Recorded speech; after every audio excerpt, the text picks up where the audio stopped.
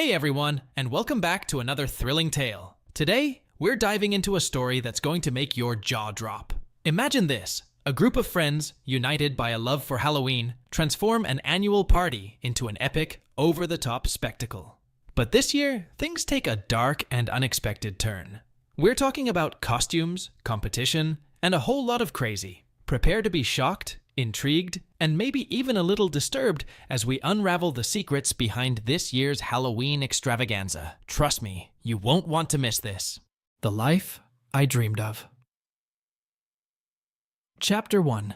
Things were getting crazy. There were 3 of us, married couples who had been throwing Halloween parties for several years. It all started when 7 years ago, we scheduled a party on the same day as the Thomases. We weren't close friends, but we had a lot of mutual acquaintances, and after some discussion, they agreed to attend our party, cancelling their own. We put them on the guest list, and the following year, it was their turn. By the next Halloween, the spouses were in high demand, and Wendy, the original mediator, wanted to throw a Halloween party. Of course, Dale and Erica Thomas did their best, and Wendy and Victor upped the ante again. We all had our own businesses, and the party was tax deductible, so the expense wasn't a big deal. Each year the parties became more extravagant, the decorations more elaborate, and the costumes, well, another case of one-upmanship. For the first 4 years, the parties continued to grow, and at their peak, about 30 couples were invited, as well as a few singles. For the 5th year, Vic and Wendy cut the guest list by a good quarter, and last year we cut it even further. The parties became more and more exclusive. Very few new couples were added, fewer and fewer singles, and the event became a local legend. The costumes got nicer year after year, and women joked that they no longer worried about getting ready for swimsuit season. It was the Halloween season that brought them to personal trainers. Last year, we raised the bar again by creating our first themed party, the Pirate Party. Since the very first year, we have awarded prizes for the best costumes by closed voting. At the Pirate Party, we awarded first through 3rd place for the best pirate woman, genuine silver reels in silver necklaces for the best costume and most original, and gold jewelry for the best costume overall. As you can imagine, some of the outfits were simply incredible. One girl showed up to the competition in an amazing costume that didn't have much to offer in terms of costume, but she only managed to place 3rd. Wendy took 1st place that year, wearing a gorgeous traditional night butterfly outfit, made mostly of sheer material. She wore her award necklace regularly, and every time I saw it, I remembered that outfit. It was just crazy. The whole party cost us about $3,000, with almost a third of that amount going to prizes. We had a whole graveyard out front, with humorous tombstones, of which there are now about 30. We hired day laborers to dig up the lawn, create the cemetery, and replace it the following Monday. The main decorations were a ship's mast in the center of our 2-story family room and ship railing along the back wall. The party was a blast, but we knew that no matter how high you set the bar, someone is bound to try to set it even higher. When we received our invitation for this year, we realized that the gauntlet had already been thrown down. The slave auction in Dallas is by invitation only. The owner of this house is invited to a slave auction in Dallas. You must bring at least 1 slave to be auctioned off to the highest bidder of the evening. All slaves will be freed at the end of the evening, and the best slave will be rewarded. Devices for controlling and training slaves will be provided, but you are encouraged to bring your own. Respond to the invitation with any questions. By arrangement, all invitations were sent out in September to give invitees plenty of time to prepare. Last year, we got caught up for giving only 5 weeks' notice. It turned out that some people had been planning their costumes for months, and our theme contributed. This time, we had about 6 weeks. I immediately wondered what a slave was. A costume is one thing, but control and training devices and auctioning off women seems to be another. Will our friends go for it? Or will it be the smallest party in history? I managed to corner Dale and ask him about the party. He wouldn't say a damn thing about what the plan was. He finally admitted that he didn't even know all the details, and that his wife Erica and her cousin Michelle were in charge. He complained that it looked like the party would be twice as expensive as the last one.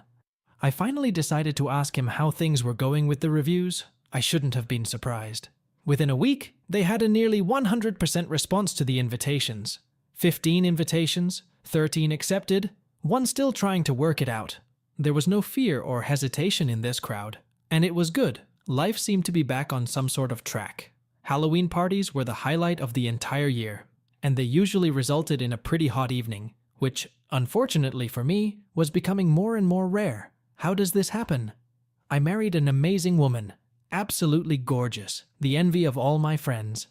And now, 10 years later, I was ready to pose with her for one of those demotivational posters. Reality. No matter how good she looks, someone, somewhere, is tired of her crap. My feelings for her had all but dried up.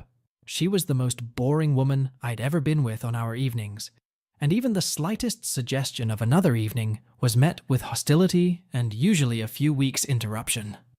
Truth be told, she rarely refused to help me, but it seemed like such a chore for her. And it probably was. When we first started dating, it was God's greatest gift to me. It was unbelievable that I could be with this stone fox. Not much has changed over the years. Very quickly, after about 5 minutes, when we were just starting our lovely evening, I would just pass out and we would talk about the kids. Why? How? What can I do? As time went on, I became less likely to initiate and try anything. When guys chided me for going home to a hottie like that, I just laughed and agreed. How to tell someone that your dream girl isn't the same anymore. Only on Halloween did she open up a bit, and I could usually count on something more. I loved Halloween. My dear wife Amanda had been in constant discussion with Wendy for almost 4 weeks, but they never came up with a costume.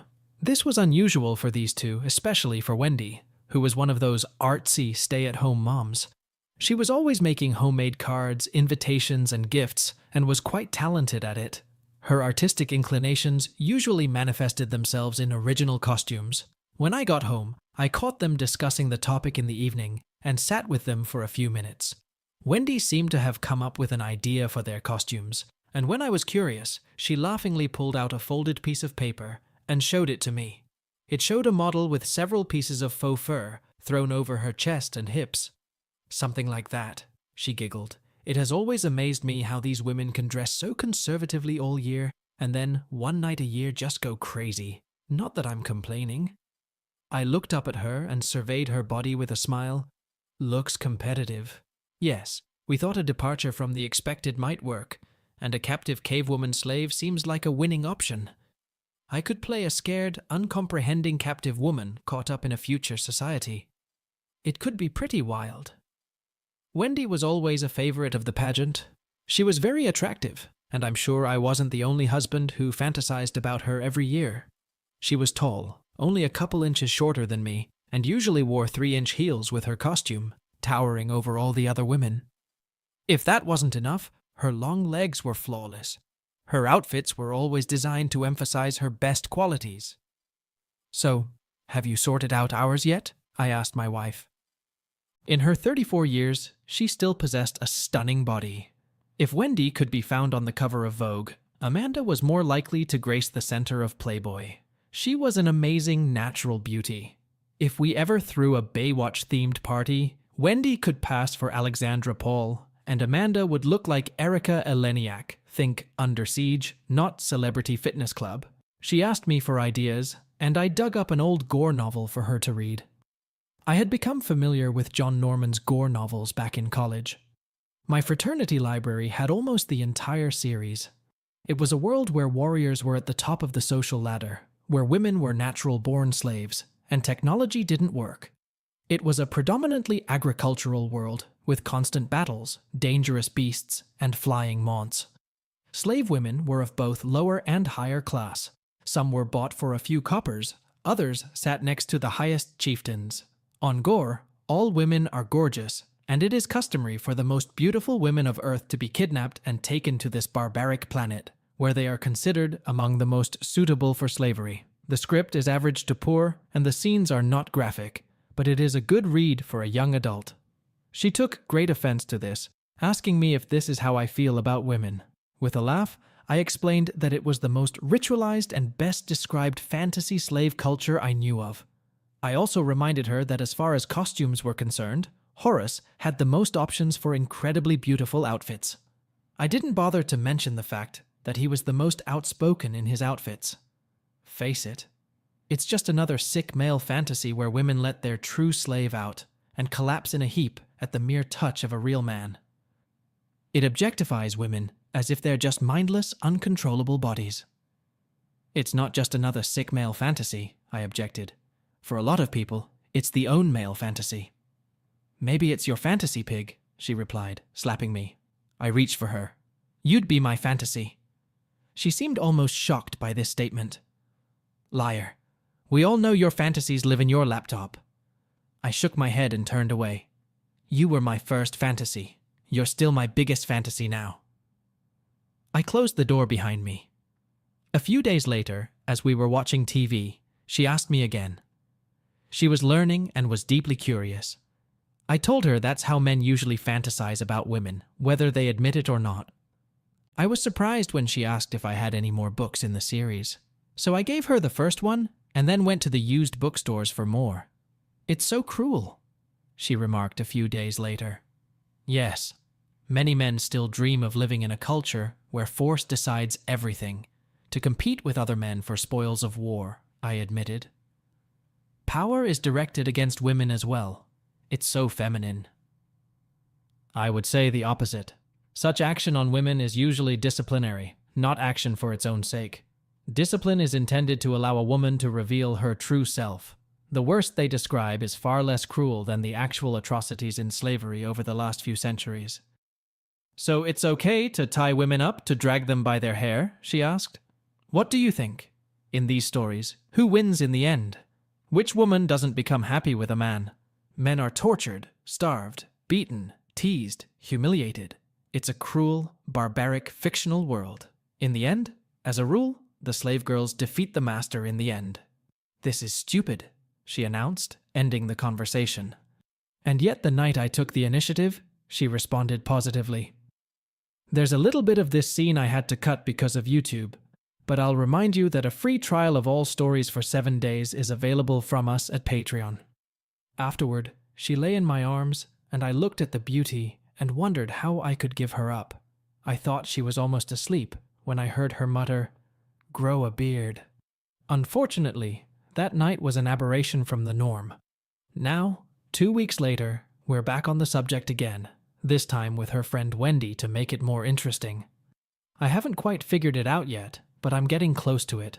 There's a whole culture online about gore. Someone just showed me The Second Life of Gore. It's hard to believe he has so many followers. But I will admit, there are a lot of good ideas out there on how to dress and play the role of a slave, she admitted. Wendy added, I have to say it seems pretty weird. The books are weird as it is, and here I see all these women online agreeing with it. I mean, I've heard of submissives and all that, but this is really weird.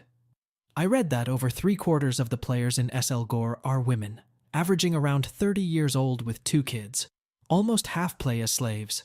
There are about 11,000 female characters and 6,500 male characters in the game.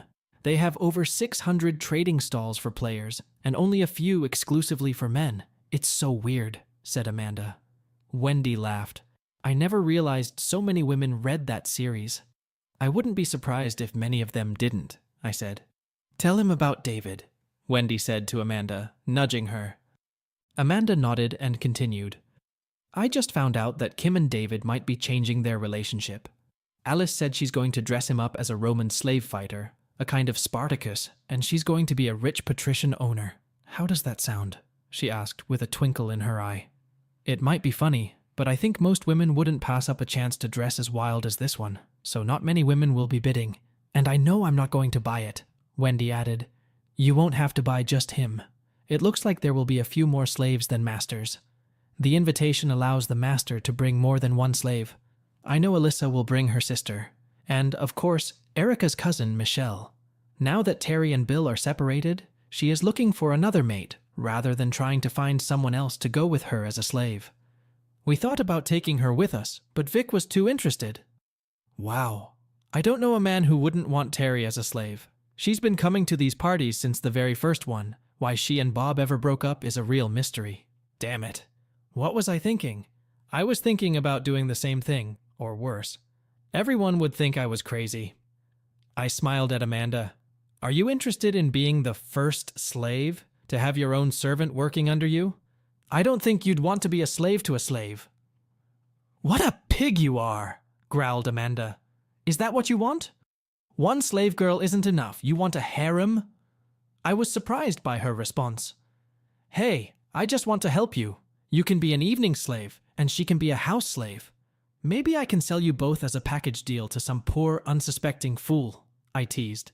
Seeing that I was annoying her even more, I backed off. "Who are we kidding anyway? You know I'm leaving this in your hands. After all, you'll only be a slave as long as you want to be one yourself." I didn't realize how much it could be. When the party was 2 days away, I came home to a locked door with the alarm on. We never set the alarm during the day.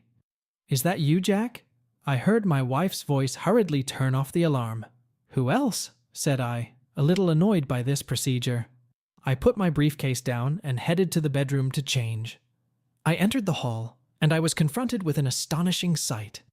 Amanda stood, dressed in the simplest of costumes, a crude poncho. The sides were open, and a rope belt held the skimpy material tightly in place. From the front, it looked almost respectable. From the side, however, there was a leather collar around her neck. It was all she was wearing. It was the image from the cover of Gore's novel. She would have made Boris Vallejo proud. When I stepped forward and turned the corner, I saw something I couldn't see at first. Terry Griffith was standing next to my wife, wearing only a loincloth and a scrap of silk. The loincloth of white material dangled from a silver chain. She sat leaning on her heels. Her back was very straight, her head lowered. Her long black hair hung loosely over her shoulders. The collar around her neck was attached to the leash my wife was holding. I was at a loss for words, but my wife was not. "Nada!" she shouted. Terry instantly went into motion. It was Gorean custom for a slave to assume the position, and Terry responded perfectly to it. I stood still, stunned. The outfits matched them perfectly. My wife was the more attractive of the two, and the coarse fabric only seemed to emphasize her curves. Terry was slender. "Does this girl please her master?" my wife said quietly. "Jesus, that's fucking amazing," I finally managed to say. "Belly," she hissed. Terry lunged forward onto her stomach, assuming the position they had well, or maybe not well rehearsed.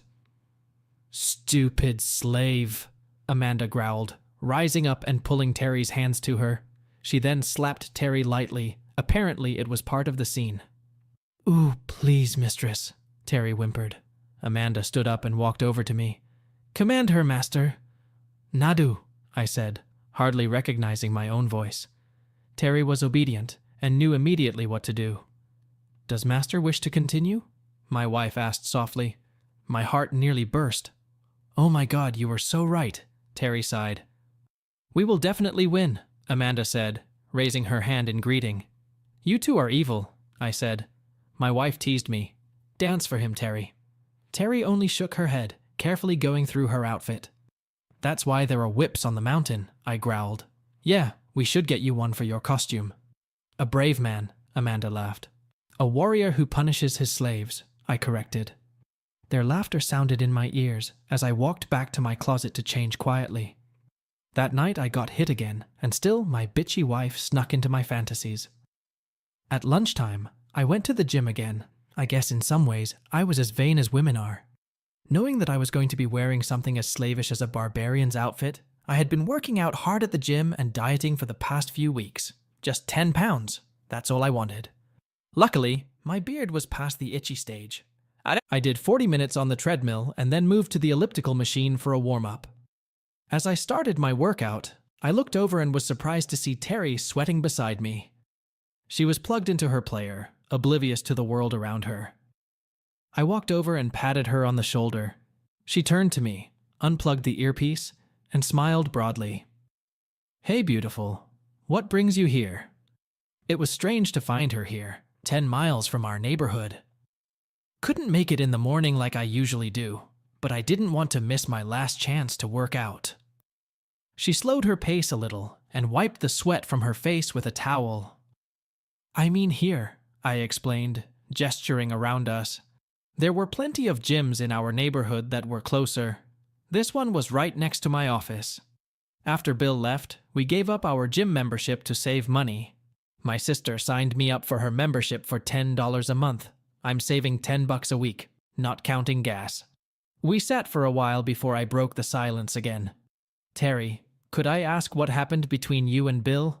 I never knew anything was wrong, and then one day I found out he moved out. She seemed to hesitate a moment. Same old story. Boredom, complacency, taking everything for granted. Too much mommy, not enough wife. I was still a little surprised, but I probably shouldn't have been. We hadn't had a single evening together in over 6 months. Sure enough, he left with a bang, suddenly became adventurous and lovey-dovey for one wild weekend. And then, he was gone. I didn't expect that, but it seems like half the couples are in a similar position. I know what you mean. I looked at the little beauty and wondered where we'd all gone wrong. What's going to happen to us, Terry? Don't say we, Jack. You still have something, she said tensely. Your wife still loves you. Don't bet on it. If she does love, she shows it in a weird way, I told her. I bet you got your piece last night. You were both like two devils, hotter than hell, she laughed. I'll take that bet, I muttered. She looked like she was shocked. You didn't even try? She finally asked. Tried to, but shot down. Oh, Jack, I'm sorry, she said, and it sounded sincere. God, if you two can't do it, who can? I just shook the pedals a little. Don't mind me, I'm just a little cranky today. I'm sure we'll work it out. Please don't say anything to Amanda. Of course not, Jack. A few minutes later, she was just finishing up. She stopped, then reached out and placed her hand on my arm. It was nice talking to you. Thank you for sharing, and please don't give up. I smiled at her. Thank you, Terry. Trust me, I'll do my best. Especially this time of year. It's the only time I'm sure I'll get at least a couple of clappers. Amanda loves Halloween. Aren't we all? She said, looking away. She looked pretty damn good. Thursday night, the night before the big party, it was all anyone in our circle of friends was talking about. Coming home from work, I heard the entry alarm beep again, but this time it was much less annoyed. My wife came out to meet me in her outfit, and I noticed a few new details. Neat rips in the material, extra hooks and loops on the sides to hold it tighter to her body. She was also wearing a few simple beads. The length seemed a little longer. Apparently she had unraveled the hem. I want you to try on your suit in case we have to adjust it, she told me after I gave her a cursory kiss at the door. A light peck on the cheek. She took me into the bedroom and helped me pick out an outfit. It was very simple, genuine leather, tight around the waist, with rough trim around the bottom that came a couple inches to my knees. She insisted I wear it without wearing anything underneath, like a kilt. The outfit came with fur-lined leggings and leather sandals. A thick leather belt ran diagonally across my body and held the sword at my side. To top it all off, I wore a headband that looked like Conan's outfit. Amanda pulled out a leather tool bag and attached it to my side, opposite the sword. Finally, she pulled out a large, garish necklace with a heavy chain that she put on my head. Not bad, she remarked, making small adjustments to the circumference of my waist and noting the places where it encircled me. She began to move around me, noting the length of my waist to make adjustments. Can you put the skirt and straps in the smokehouse? Darken them and make them a little more authentic. It would be nice to smell the battle smoke. Sure. Do I want to know how much it's going to cost me? I asked, adjusting my waist to keep it from getting too tight. Don't be a baby. It's a bargain. Turns out you can buy a whole deer hide for less than $200. We've rented more expensive outfits in the past. You should know that slave outfits cost next to nothing. You should care about how much you spend tomorrow at the auction. I looked in the mirror. I wasn't a big guy, but I kept myself in shape. I thought I didn't look too bad. Sometimes, sweating through the 40th minute of a run, I wondered who I was doing it for. It didn't seem like Amanda appreciated it. Try on the wig, Amanda said, handing me a clump of hair. After a little work, I had a barbarian wig with long braids in the front. I felt like Heidi. Forget the wig. What do you think, Terry? Asked Amanda, peering over my shoulder. Surprised, I turn around and see Terry standing in the doorway. She was wearing the same outfit as the day before, only the top had been altered. Everything was perfect and so damn attractive. Masterful, she decided. She smiled at me, then said sharply, "Nadu, slave." Amanda quickly assumed the slave position. Terry walked over to her, and I saw that she now had something in her hand. She tapped my wife's back, encouraging her to sit up higher. As she walked around my wife, I saw 2 distinct scars on Terry, on her back between her shoulders, as well as several other distinct marks. A couple of them looked like they might be bruised. Satisfied with my wife's position, Terry walked over to me, put the thing in my hands, then stepped back and stood next to my wife. "Do your slave girls give your eyes pleasure, master?" asked Terry.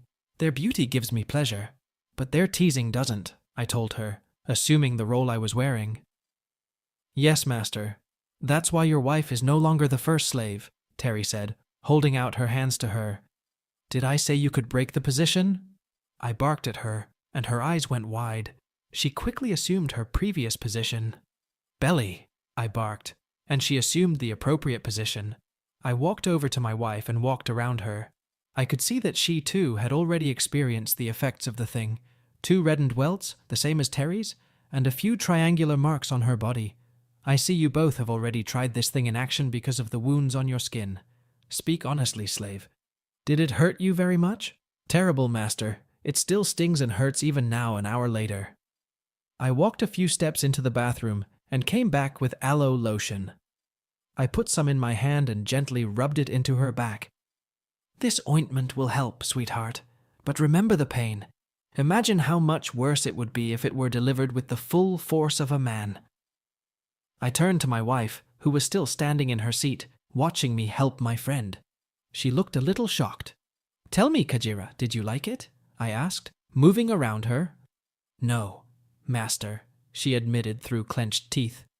"You wear the clothes of a slave collar surrounds your neck, you occupy the position of a slave, and yet I feel that you do not consider yourself a slave," I told her, running my hand through her hair. I stepped back to the brunette. "This one knows her place.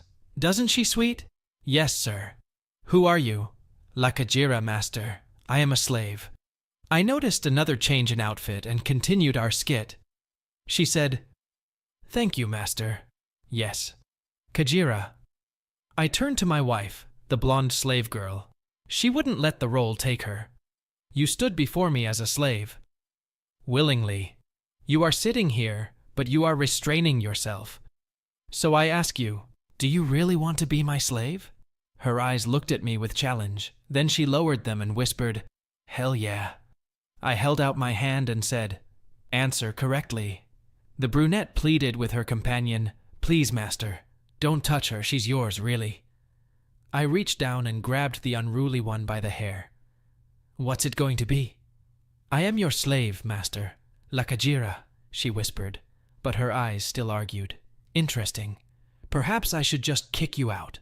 Let you find another master who will protect you, clothe you, provide for you. You're hardly worth the trouble, Jack." She whispered, "Be silent, slave girl. Do you really think I won't do anything to you if you deserve it?" She shook her head. I kissed her. When I pulled away, she looked at me in surprise. I pulled back and walked over to my partner. I nudged her with my foot. "Bara," the command for submission. She took this position so I could tie her up. Such a sweet little slave girl. So sweet, so obedient. I loosened the back bandage. "Nevertheless, I enjoy admiring your beauty." I went back to my wife and stood in front of her. "Surprise me," I told her. She looked at her friend, who was still facing us. Then she looked up at me with a look I couldn't understand.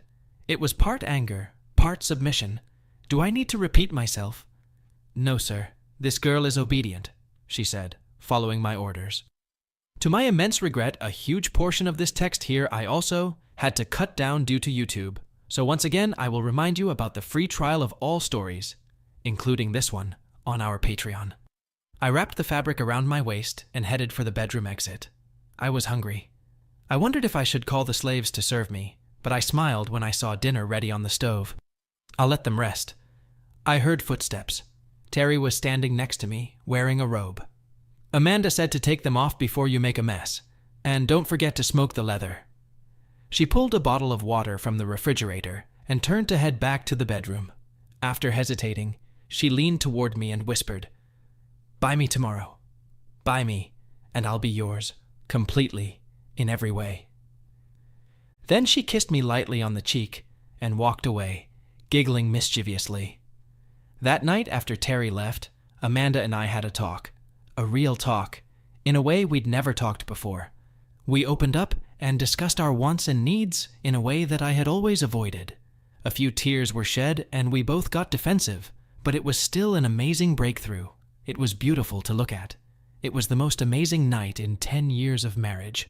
It's a shame Halloween only comes around once a year.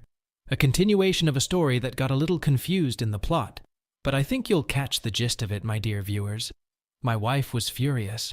In her current state of disbuttle, this description can be taken both figuratively and literally.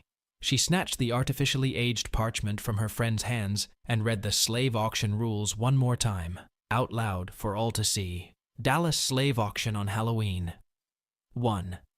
All presenters must arrive with at least one wingman. 2. Only one master per invitation. Companions will be sold. 3. All slaves must be wearing collars at all times. 4. Masters receive 500 gold per slave for evening expenses. 5. Additional gold can be earned, contests, etc. 6. Slaves will be auctioned off at random. 7. No master may auction off a slave he brought in. 8.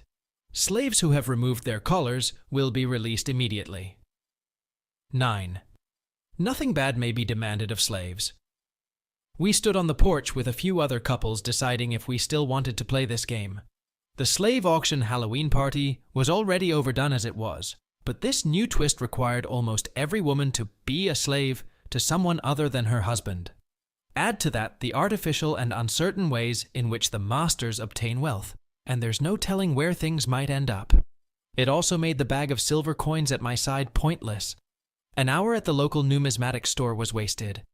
"Can you believe this shit? Who would agree to these rules?" asked Amanda to her friend. She wasn't the only one who questioned the setup. We had already lost one couple that I knew of, and it was obvious that the creativity of our hosts had not gone to waste. The rules didn't seem so monstrous to me. In fact, if anything, they didn't seem strict enough when it came to the slave defense. But forbidding a master from buying back his slave was untenable, at least for Amanda. The hostess and her cousin Michelle, looking stunning, were intent on getting my wife to give up and join the fray. "Come on, Amanda, that's only fair. Otherwise, for the sake of decency, every husband would have to buy a wife or look like a complete moron. Now they're free to mix things up as they secretly want, at least for a while," Erica objected. She was right. In her outfit, I'm sure I wasn't alone in wondering what she would look like. Amanda didn't relent. How do they want it? What about us? Who would want to be run by some stranger? This elicited a laugh from Terry, our third wheel. "Almost all the women are here except you and me, apparently." Amanda looked shocked, as if her friend had turned on her. "You don't agree with that, do you?" "Hell no. I know who I want to belong to, and he brought me here. But I see where they're going with this. If Bill was still around, I'd still want to be controlled by your hubby," Terry said. "Nice girl. If she keeps this up, she's gonna make me blush. But that's not going to happen now. Do you really want to risk someone like Cole? Or, God forbid, Greg controlling you?" "Hell, Greg brought 2 slaves. He'll have plenty of gold to bargain with," Amanda objected. Michelle was still working with Erica, trying to convince the girls. "I don't think he has much chance of adding to his wealth. Besides, even if he wins, if you don't like it, all you have to do is say no and take off the collar." She put her arm around Amanda and led her away from the gathered crowd. "Don't worry," was the last thing I heard. Even though I was nominally the master of my incredibly gorgeous wife, and her, almost equally delightful girlfriend, I had no desire to interfere. Our shaky marriage was barely on the mend, and I didn't want to cause trouble. The status of our new open relationship with Terry was equally shaky.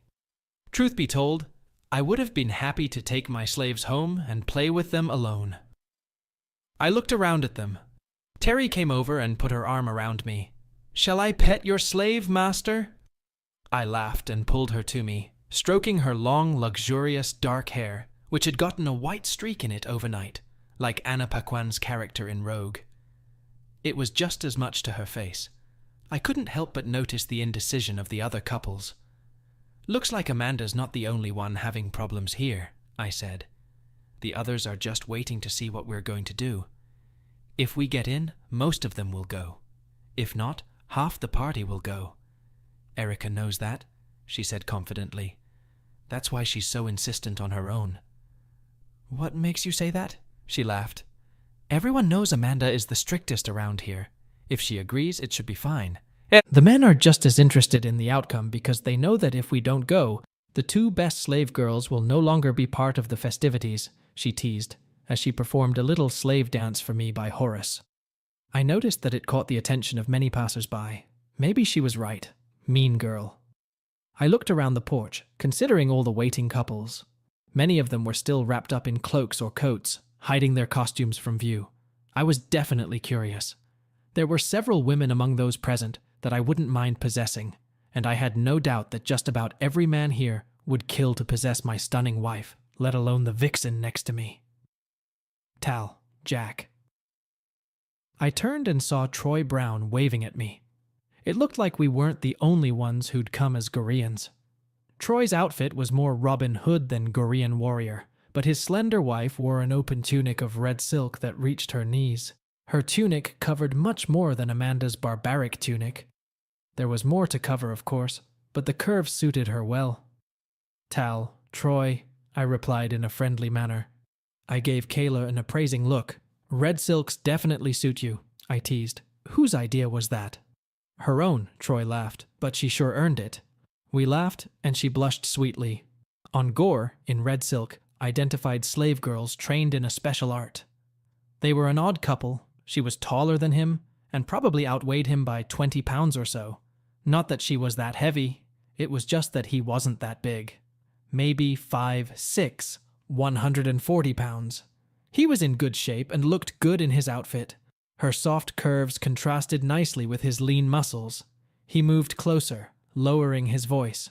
"That thing about not being able to buy back your own slaves isn't very good." "No," I agreed.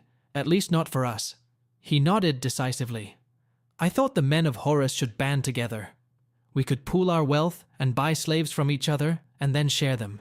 Kayla is a little wary of being sold to the wrong guy." His offer intrigued me. I knew there was more than face value behind it. He might have offered to trade them rather than share them. Like many of the other men present, he clearly had a thing for Amanda. But unlike most, we saw them often, if not frequently. His wife was friendly and sweet and easy to get along with. He was likable and decent, and they had a good marriage. At least as far as the rest of the world was concerned. Recent events have made me wonder how good someone's marriage is behind closed doors. What's more, it could work. It would solve a lot of problems. And the exchange part of the deal could be kept under control. Being able to buy out his wife was a nice bonus. I wondered how far the sharing could go.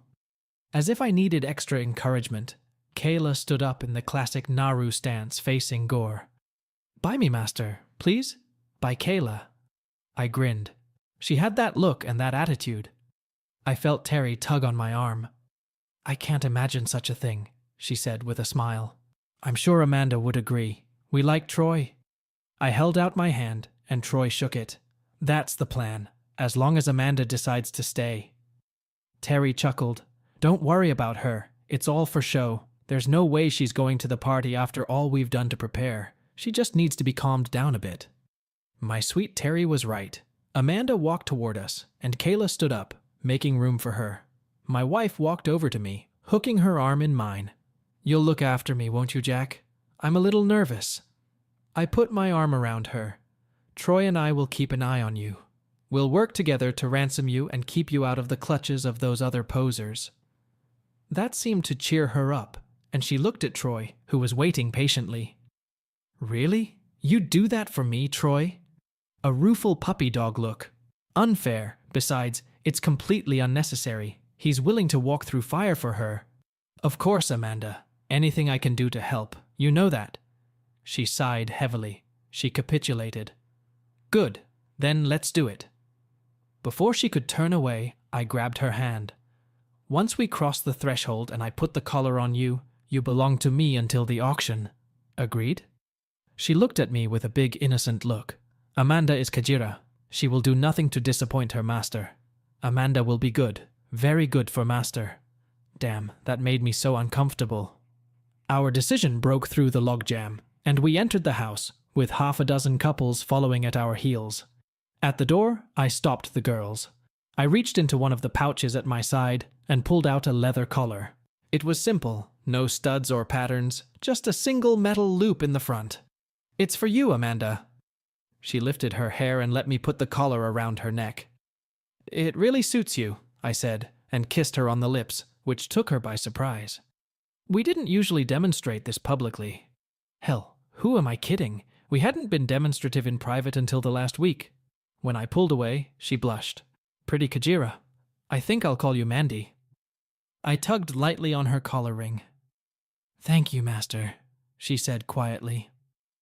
I turned to dear Terry and pulled a second collar out of my bag. It was a silver mesh collar, almost an inch wide. It had a large loop in the front, perfect for a leash. And this one is for you, sweet Kajira. Do you like it? She stood up to her full height, moving her hair out of the way. This is beautiful, thank you, master. No prettier than you, I told her, closing the clasp on her back. Dale stood nearby and handed me 2 small bags of coins. 8 gold coins of 50, 4 of 20, and several small coins in each, sir. May I commend your taste in slaves? They look great. I didn't know the proper way to say to a male slave. Thank you. I hope your new mistress is to your liking tonight. We wandered around their house, soaking up all the changes. The house was filling up quickly. As we entered the large center room, I saw that a raised platform had been set up in front of the fireplace. There was a single 6x6 wooden pole, rising from the floor about 8 feet high, with 2 large steel rings attached to it. Silks and pillows were strewn everywhere. The remaining furniture had been moved out of place, leaving the space open. Walking through the dining room and formal living room, I saw the same thing. I wondered where all the furniture had gone. Numerous flags were scattered everywhere, but instead of flags, long silk cloths hung from each one. I wondered about their possible purpose. The lighting was subdued. Most of the overhead lamps were out, and the candles scattered throughout the house emitted a dim flickering light and strong scents. The corners of the rooms were particularly dark, and I suspected this was done on purpose to create an atmosphere of seclusion. The centers of the rooms were mostly empty, leaving room for standing and socializing. The house was warm, which is a good thing.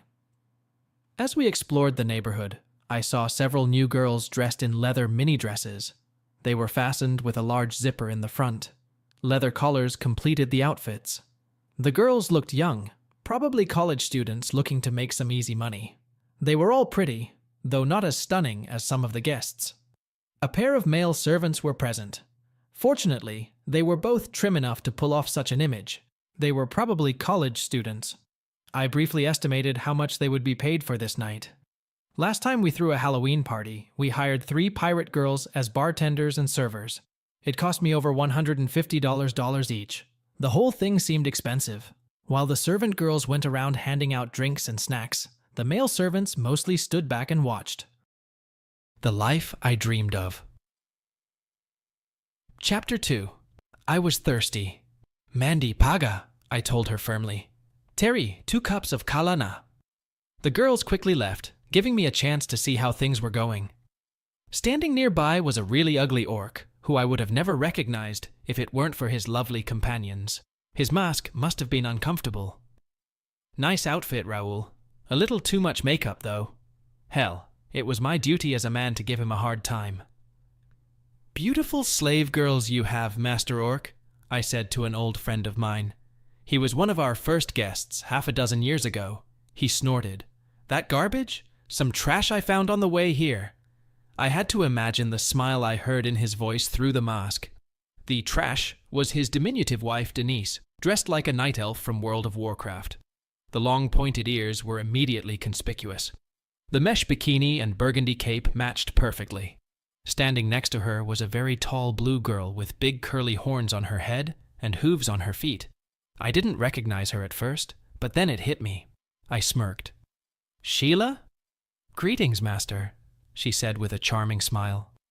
"Perhaps you would be so kind as to free us from the clutches of this smelly, uncouth, vile kidnapper? I would be most grateful." I haven't seen Sheila in years. She went away to college a few years ago. I think she graduated.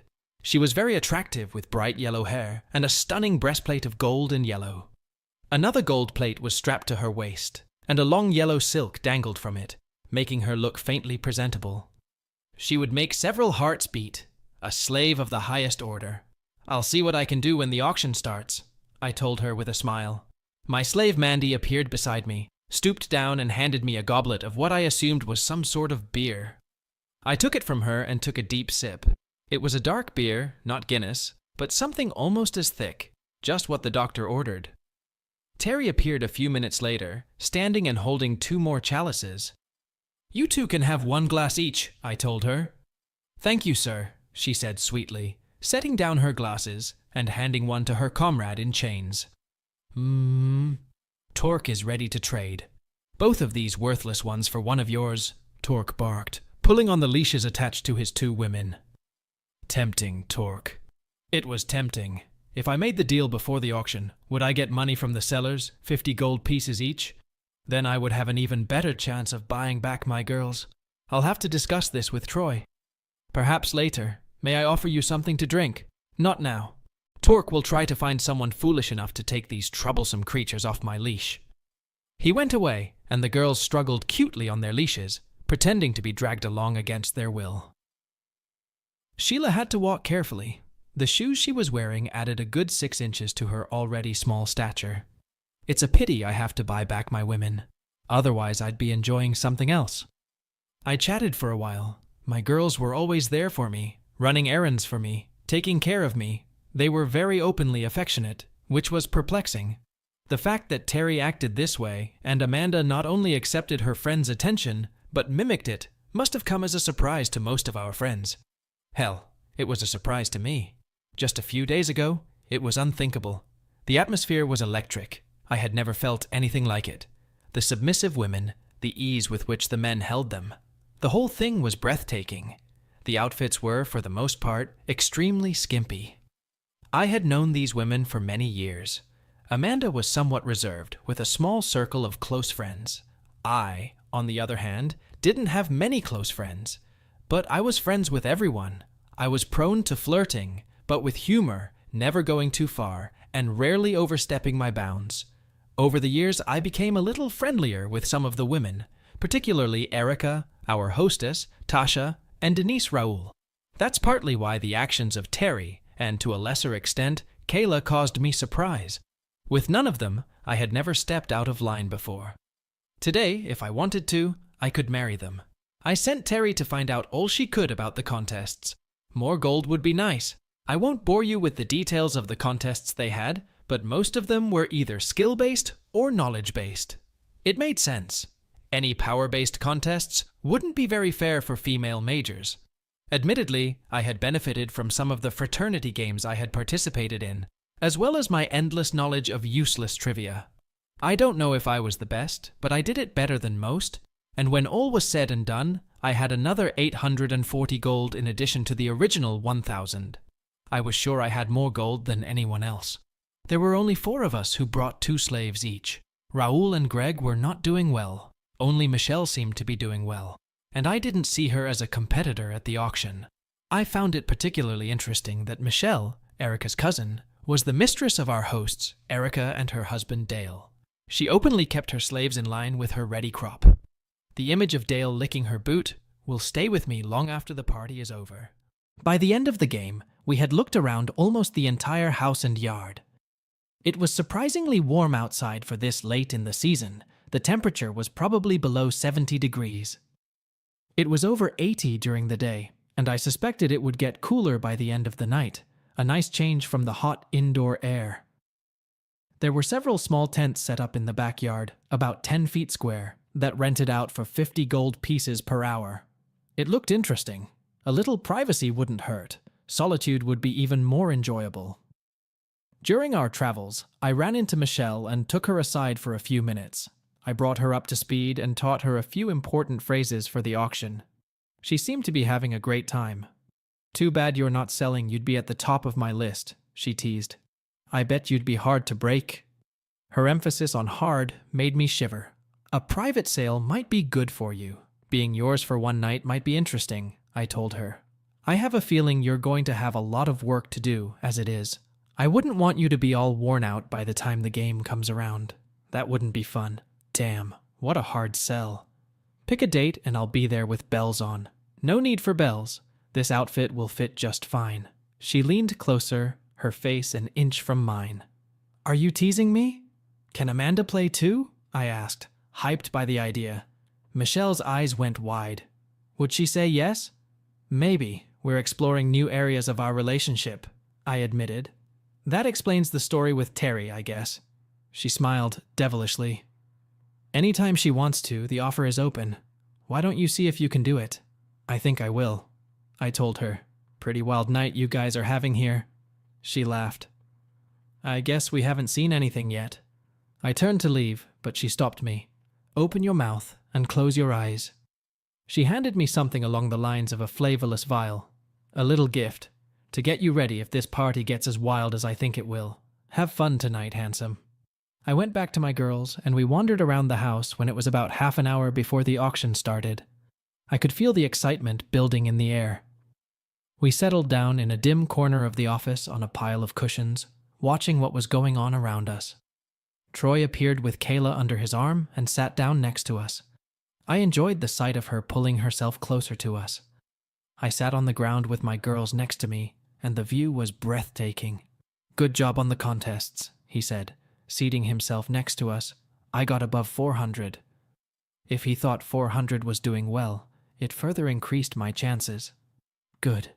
We have over 2,700 total. Let me give you another 1,000 to buy these two." I counted out the large 50 gold coins. "That leaves 840 to buy Kayla. If I need more, we can negotiate." 1920, he said, counting the coins. "I hope that's enough. Any strategy?" "I can't remember a single one. It all depends on what order they show up in.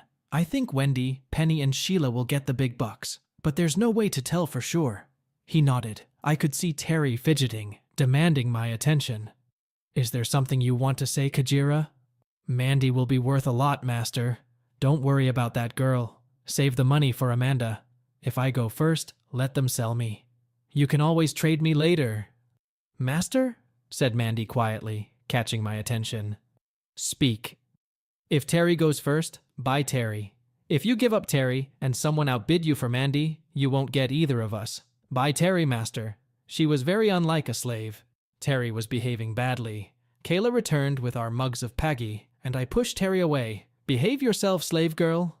With a giggle, she crawled over to Troy. "This girl hopes you can buy all of us, Master. We'll make good Kajir. I'm sure I can make you happy." Kayla seemed to be in a good mood. She handed Troy his mug and then stroked Terry's long, luxurious hair. "She's beautiful, isn't she, Master?" Troy's smile grew even wider. "Too beautiful, I'm afraid. We have 3 of the most beautiful women here. Many magisters will try to buy them off us." Kayla walked over to me and took Terry's place. I looked over at Troy, who hadn't noticed our actions.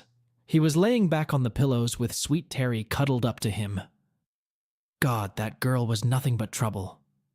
Mandy sat quietly next to me, watching her friend. I walked over to her and nudged her. "Kajira, your fate is in the hands of this master. Perhaps you should help your sister convince him that you are worthy of purchase." She cast me a puzzled look that was hard to decipher. A tiny smile lifted the corners of her mouth. "As you wish, Master," she said quietly, shifting on the pillows. Damn, I was a lucky man. Maybe I hadn't realized it the last few years. Amanda's departure seemed to be the sign Kayla had been waiting for. Jesus. This exceeded my expectations, way beyond. I thought our slave girls would be friendly, but Kayla was making me reconsider. I wondered if Troy knew his wife's intentions. It's nice for now. After the auction, I guess I can rent one of these marquees and see if you deserve to be in red silk. Kayla? I never expected anything like this from her. She usually didn't even flirt. I thought she was almost as uptight as Amanda. But now? Unbelievable. Damn it. I heard bells ringing and looked up to see one of the pretty maids hired for the party walk by, ringing a bell. The auction is in 10 minutes. All slaves report to the auctioneer. When I looked back, I saw that the other 3 were sitting down, adjusting their outfits. Mandy had to be very careful. Kayla let go of me and sat down as well. "Buy Kayla, Master," she said furiously. "Kayla should belong to Master Jack." I laughed and patted her on the back. "Go ahead and get ready to buy, Kajira." My girls stopped by to give me a kiss, which I happily did. "Remember," Terry whispered, "buy Mandy, whatever it takes." Troy stood up and straightened up. "Shit, you going home with both of them tonight?" He laughed. "The naughty slave girls have spoken, I guess," I smiled. "Yes, and I assure you, Terry won't be wearing white anymore." He shook his head. "You're a lucky bloody bastard. I don't know if I would have survived an evening with that couple." He grinned. Still, what a way to go. The main hall was filling up fast. We found a seat a little away from the auction area, with our backs to the corner. Looking around, I started to get worried. There seemed to be several small groups forming there. Hopefully they didn't have the same ideas as us. The wait wasn't long. Michelle walked onto the stage, dressed in her dominatrix outfit. She led a woman dressed as Princess Leia towards the stage. The hall was dark, but the stage was brightly lit. The slave girls up for auction were on display for all to see. Michelle attached the slave pole leash to Leah's collar and then turned to face us. "Before we begin, I would like to establish some ground rules. The safety and comfort of our slave girls is paramount. Also, any slave can end their slavery and become a free man by simply removing their collar, and no one can stop them from doing so. Finally, all slaves have a common safe word tonight. We realize that sometimes a no uttered by a slave does not necessarily mean no, but any slave who utters the safe word must be heard. The safe word is lavender. I repeat, lavender. If your slave says lavender, stop what you are doing immediately and find out what your slave's limitations are. A master who loses a slave because he or she removed the collar will not receive a refund. A master who fails to heed the safe word will have his slave and other slaves stripped and dealt with severely. One must not cover his mouth, as this will prevent him from using his safe word. Do you understand the rules?" There was a ragged chorus of yes in response. "Let there be no mistake. Each master present, please raise your hand if you understand and agree to these rules." All hands were quickly raised, and the auction began. Michelle stepped into the background and encouraged our Princess Leia to move for us by pushing her. Pilar had made a good choice. Her slender figure matched the outfit well, and the tufts of hair on each side of her head were just perfect. Her costume wasn't the most creative, but her husband's full-body Jabba the Hutt was striking. I wonder how long it would be before he was taken off. He had to be miserable. The bidding started at 100, and there were many willing bidders. There was excitement. Someone was going to get their hands on this beauty, and who knows what the consequences would be. The bidding escalated, first by 20, then by 50. Eventually, the bidding escalated into a bidding war between Victor and Jerry, who was the eventual winner. Bidding ended at 650, which seemed like a good price. It looked great, and for the first sale of the evening, I figured it wasn't too bad. Considering that each master starts at 500 gold for a slave and gets a couple hundred more from contests, the average price should be around 600. We quickly passed through 2 more. Tasha Evans, dressed as a vampire blood slave, wearing a red dress and with bite marks on her neck. She was our only black person, and I figured the exotic appeal of her possession would raise her price. Never mind that she was gorgeous. Iamho. Very beautiful. She went for 700, a bargain. Poor girl went to Cole, who was rude even under the best of circumstances. She didn't look pleased.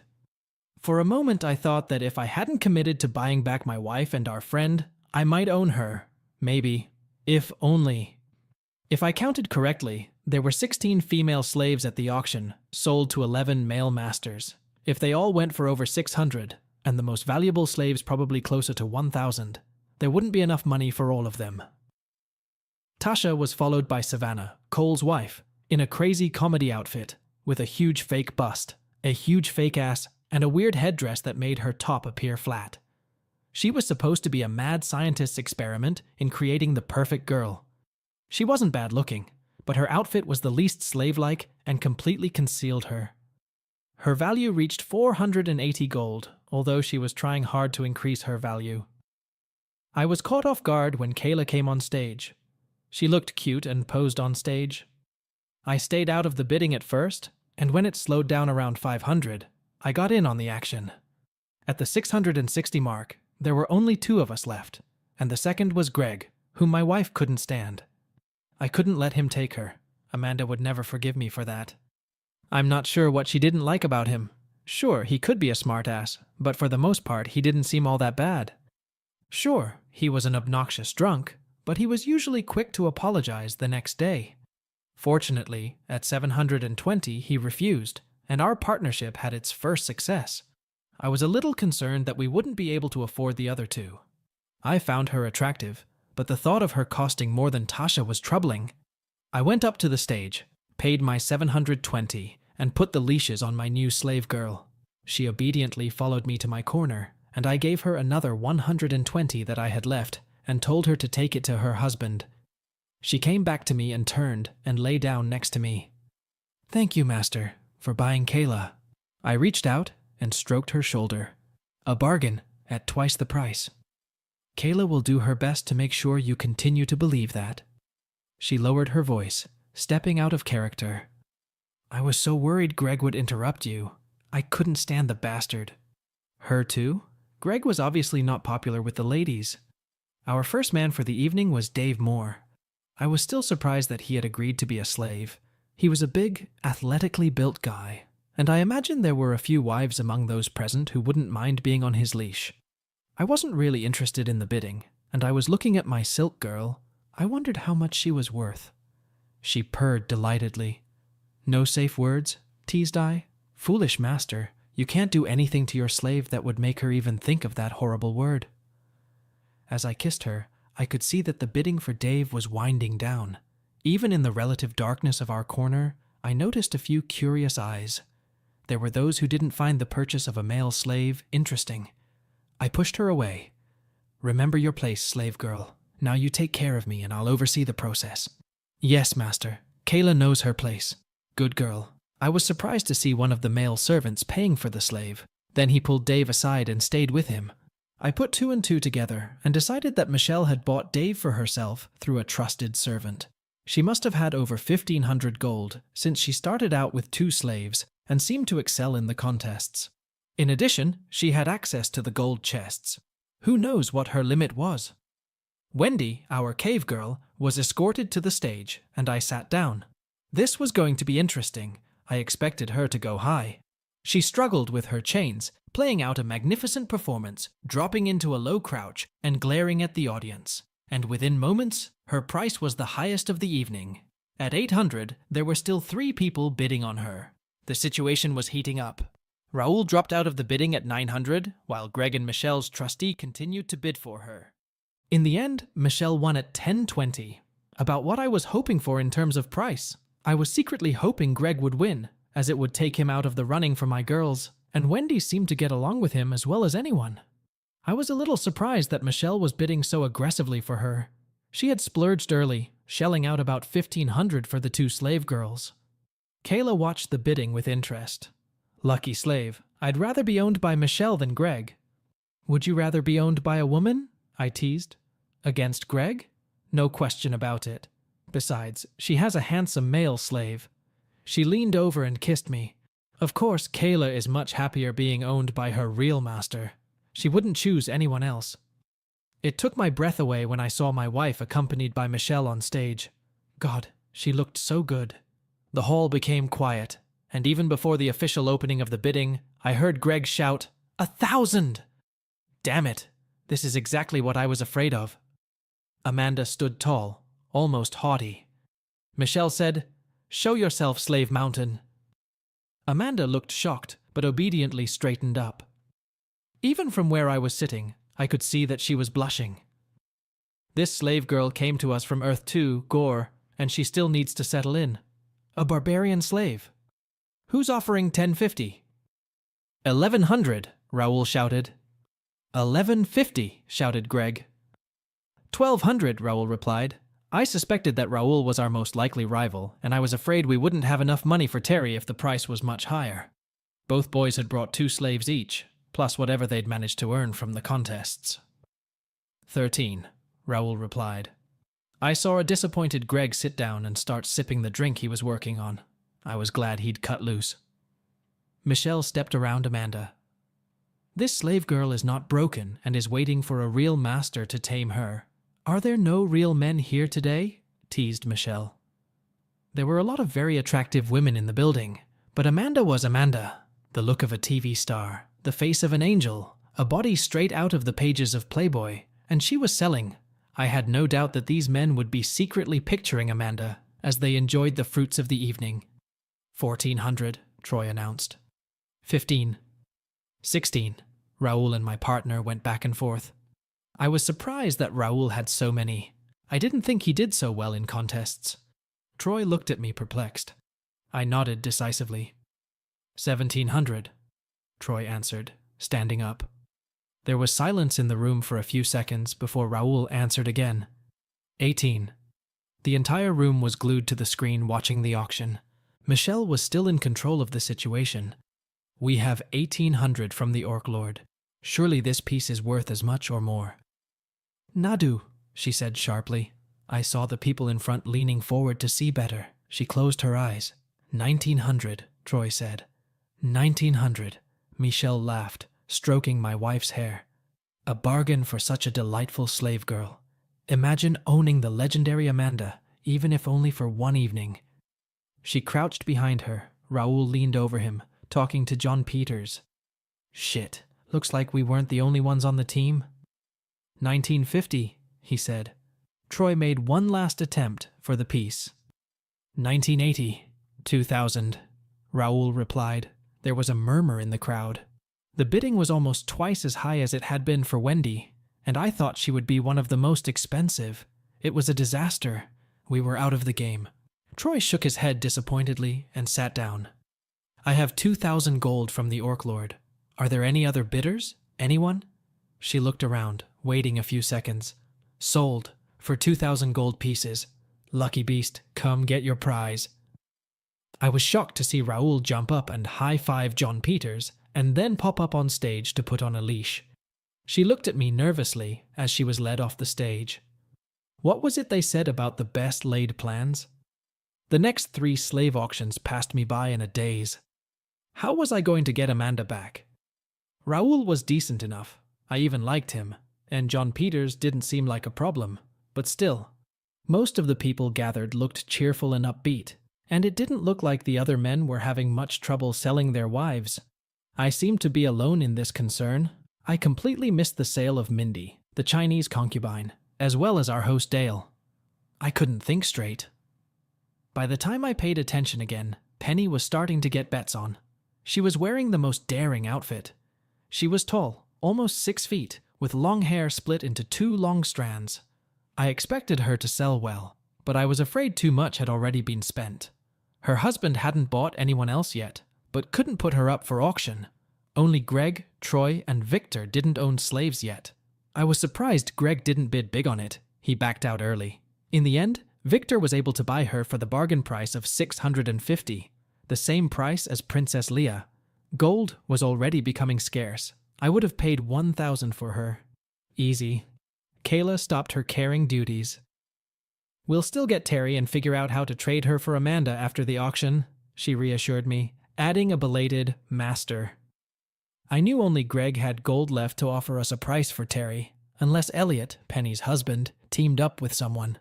But even then, we'd be outbid. Small consolation. Michelle called a break in the auction. We have reached the halfway point and will take a short break for appetizers. The auction will start again in 10 minutes. Just then Troy came up. Damn, that was crazy. By the end of the auction, no one will have any gold left as things are going their way. Troy did the numbers. He was the CFO of a large company. I was still surprised when I saw him pull out his smartphone. From what I understand, hardly anyone has more than 400 left, except Greg and Elliot. That and Kim, of course, but I think she'll spend hers on Darius. I'm going to check on something. I'll be back in a second. Kayla, stay with Troy. Gladly, Master, she said to my back. I found Michelle. I had an idea. Hey, Michelle, do I have a question? Sure. What's the deal with Amanda, huh? 2,000? I didn't think anyone would settle for more than 1,000, maybe 1,200, she said. The rules looked like there were other ways to earn gold, other than contests. Is that right? She laughed. I kept wondering when someone would figure it out. There are already a few of them. Of course, we'll have some slave contests later. Her smirk made me think she was still holding back. And? I asked. The servants may be sponsored. As you can imagine, this party turned out to be a lot more expensive than we thought. Dale isn't very happy that we blew through the budget. By a lot. So if anyone is willing to help sponsor the servants, and we have 6 of them, they can earn some gold. How does it work? I asked. For $100, you own this servant, not as a regular slave, but as a working slave. Of course, as their master, you get privileges. You get 100 gold pieces, and you can cash in all the gold tips they earn for dollars. $1 for a gold tip. So far, they haven't earned much, but once the auction is over, I expect their tips to increase. It can get you a lot of gold, but it can also cost you a lot of money. I'll take them, I told her. Which one? She asked. All of them. I pulled a dozen Morgan's dollars out of my bag and counted them out. They're worth about $50 each, if you want. I'll change them for cash after the party. I don't have my wallet with me. I held out the coins to her. She looked surprised. What are you up to, Jack? I'm going to find a way to get my wife back, I explained. Come on, Raoul won't be a bad master. She counted out another 600 gold pieces to me. That should be enough to last you a long time with what you already have. I think there will be a few good deals at the end. Everyone is draining their wallets early. That's what I'm counting on. Maybe a 2-for-1 deal or something, I told her. Good luck. She seemed to have something else on her mind. You know Erica is still for sale. If Greg tries to buy her, I can make you outbid him. I have a few gold in reserve, and I'm willing to lay out up to 300 if you do. Any more than that, and I'll cheat. Why did we even invite him? None of the women here want anything to do with him. At least I know Amanda, Terry, and Kayla don't. And now Erica too. We all love Alice. We put up with him for her. She glanced at her watch. Gotta run. The auction is about to start. Terry will be first after the break. Thank you, Michelle. You're welcome, handsome. And remember what I said about Erica. She and I would both be grateful if you would keep her out of Greg's hands. Very grateful. I might even let you be in charge. We're both very good at tying ties. She bestowed a smile on me. She got up after Terry. Understood. I'll do my best. I turned back to Troy. Terry is next. Spend what you need to, and then I'll take whatever money we have left and see if I can't expand our harem, if that's okay with you. I held back my extra 600. I see. Anyway, it's mostly your money. I cornered the 2 maids and told them about their new owner. They had almost 30 gold pieces, which I promised to cash. I gave each of them a silver dollar. This is worth about $50, almost $30 in silver alone, I explained, taking the gold coins from them. I'll cash them in after the party if you want, or you can keep them. They seemed happy with the deal. We can talk again after the auction. Michelle announced the start of the auction, and I had to leave. Terry, who looked too good in her outfit, was brought on stage. The way I see it, we might get lucky. With Sheila and Erica still to come, and most of the gold already taken out of the game, bidding for Terry could be easy. I was right. Greg didn't even bother trying when Troy started haggling, and Elliot gave him 700. I knew he could afford more, but my guess was that he was expecting Erica or Sheila, maybe Alice or even Denise. Their loss was my gain. Troy went on stage to get Terry, and within seconds she came crawling toward us with almost 1,500 gold in her hand. She had to bend over Kayla to give it to me. My girl went back to her duties. I can't believe you didn't buy Amanda, she said with annoyance. I know. We only had 1,980, and we were outbid, but I'm working on a plan. I kissed her. I'm glad we got you back. Now get to Troy. I need to get something. She looked at me curiously, but held her tongue. At least for a moment. Terry saw what Kayla was up to, and a wicked grin appeared on her face. Someone naughty, she teased. Kayla chuckled. Do you want to help me, Kajira? Terry sighed. I wish I could. Our other master needs attention too. She turned and walked back to Troy. Erica was already at the 600 level, and Greg and Elliot were betting on her. Elliot was out at 700, and I outbid Greg at 850, 550 out of pocket. That left me with over 1,400 in the end. I also earned a look from Greg. Oh well, I went up on stage and took Erica on a leash. She looked incredible. After Penny's avatar costume, it was probably the nicest outfit, second only to Wendy's cave girl. I returned her to my corner while Darius, the last of the male slaves, was being auctioned off. It still seemed strange to me that two of the most handsome men in the party had decided to become slaves. Thank God you bought me, Jack. I don't know what I would have done otherwise. Remind me why we invited Greg in the first place? She asked, settling down next to me, across from Kayla. Kayla was still continuing her tricks. Alice, I reminded her. She rolled her eyes. It doesn't seem worth it. I owe you one. She leaned over and kissed me gently. How can your lowly slave repay you, master? I'll think of something, Kajira, she chuckled. You bet. The bidding stopped on Darius at the 300 mark. Kim had no competition as Michelle was out, and Lisa was unable to bid. He looked intimidating. Imagine Dwight Howard as Kunta Kinte. Tattered rough cloth pants, a rope instead of a belt. It didn't seem fair. 400, I said loudly, surprising everyone. Kim looked at me intently. 450, she said. Erica was pressed against me. What are you doing? She asked. A money drain. I know she has over 500 and he's the last available man, I explained. 480, I announced. 500, Kim replied angrily. I let her take him. I had no interest in a large slave, especially one that looked like it could snap me in half. I expected Kim to like it. Sheila, our young Dranea, was escorted out. I looked back and saw Greg stand up and look at me for a second. Again, he hurried his answer. 500, he announced. Before she was even tied up, Elliot parried. 600. The bids were in the hundreds, indicating that the price could be high. Michelle was already asking for the next bid. 650, Greg growled. 700, I said. Do you want to take her? Asked Erica. No, but I don't want Greg to buy it too cheap. 750, Elliot objected, and Greg upped the ante to 800. From what I understood, Greg only bid on the girls he really wanted to acquire. With Penny, Erica, and Amanda gone, Sheila was probably the most desirable of the rest. In this crowd of mostly 30-somethings, her fresh youthfulness came in handy. 850, I said, looking at Greg and smiling. He looked apoplectic. 1,000. Sheila looked at me hopefully, as did our auctioneer Michelle, and I felt a brief twinge of remorse as I let her go. He was going to buy someone today. Let it be Raoul's daughter, since he had my wife. That would work to his advantage. Poor girl. She didn't know that crowd. She had little idea who she'd been sold to. Let's hope he wasn't too drunk. Only Elliot was left with untouched money. All the other masters had at least one slave each, except for Raoul and John. My breath caught in my throat. You're both misbehaving, I whispered, as Michelle brought the next slave onto the stage. Everyone looking in our direction couldn't help but notice Erica's actions. Can we stop?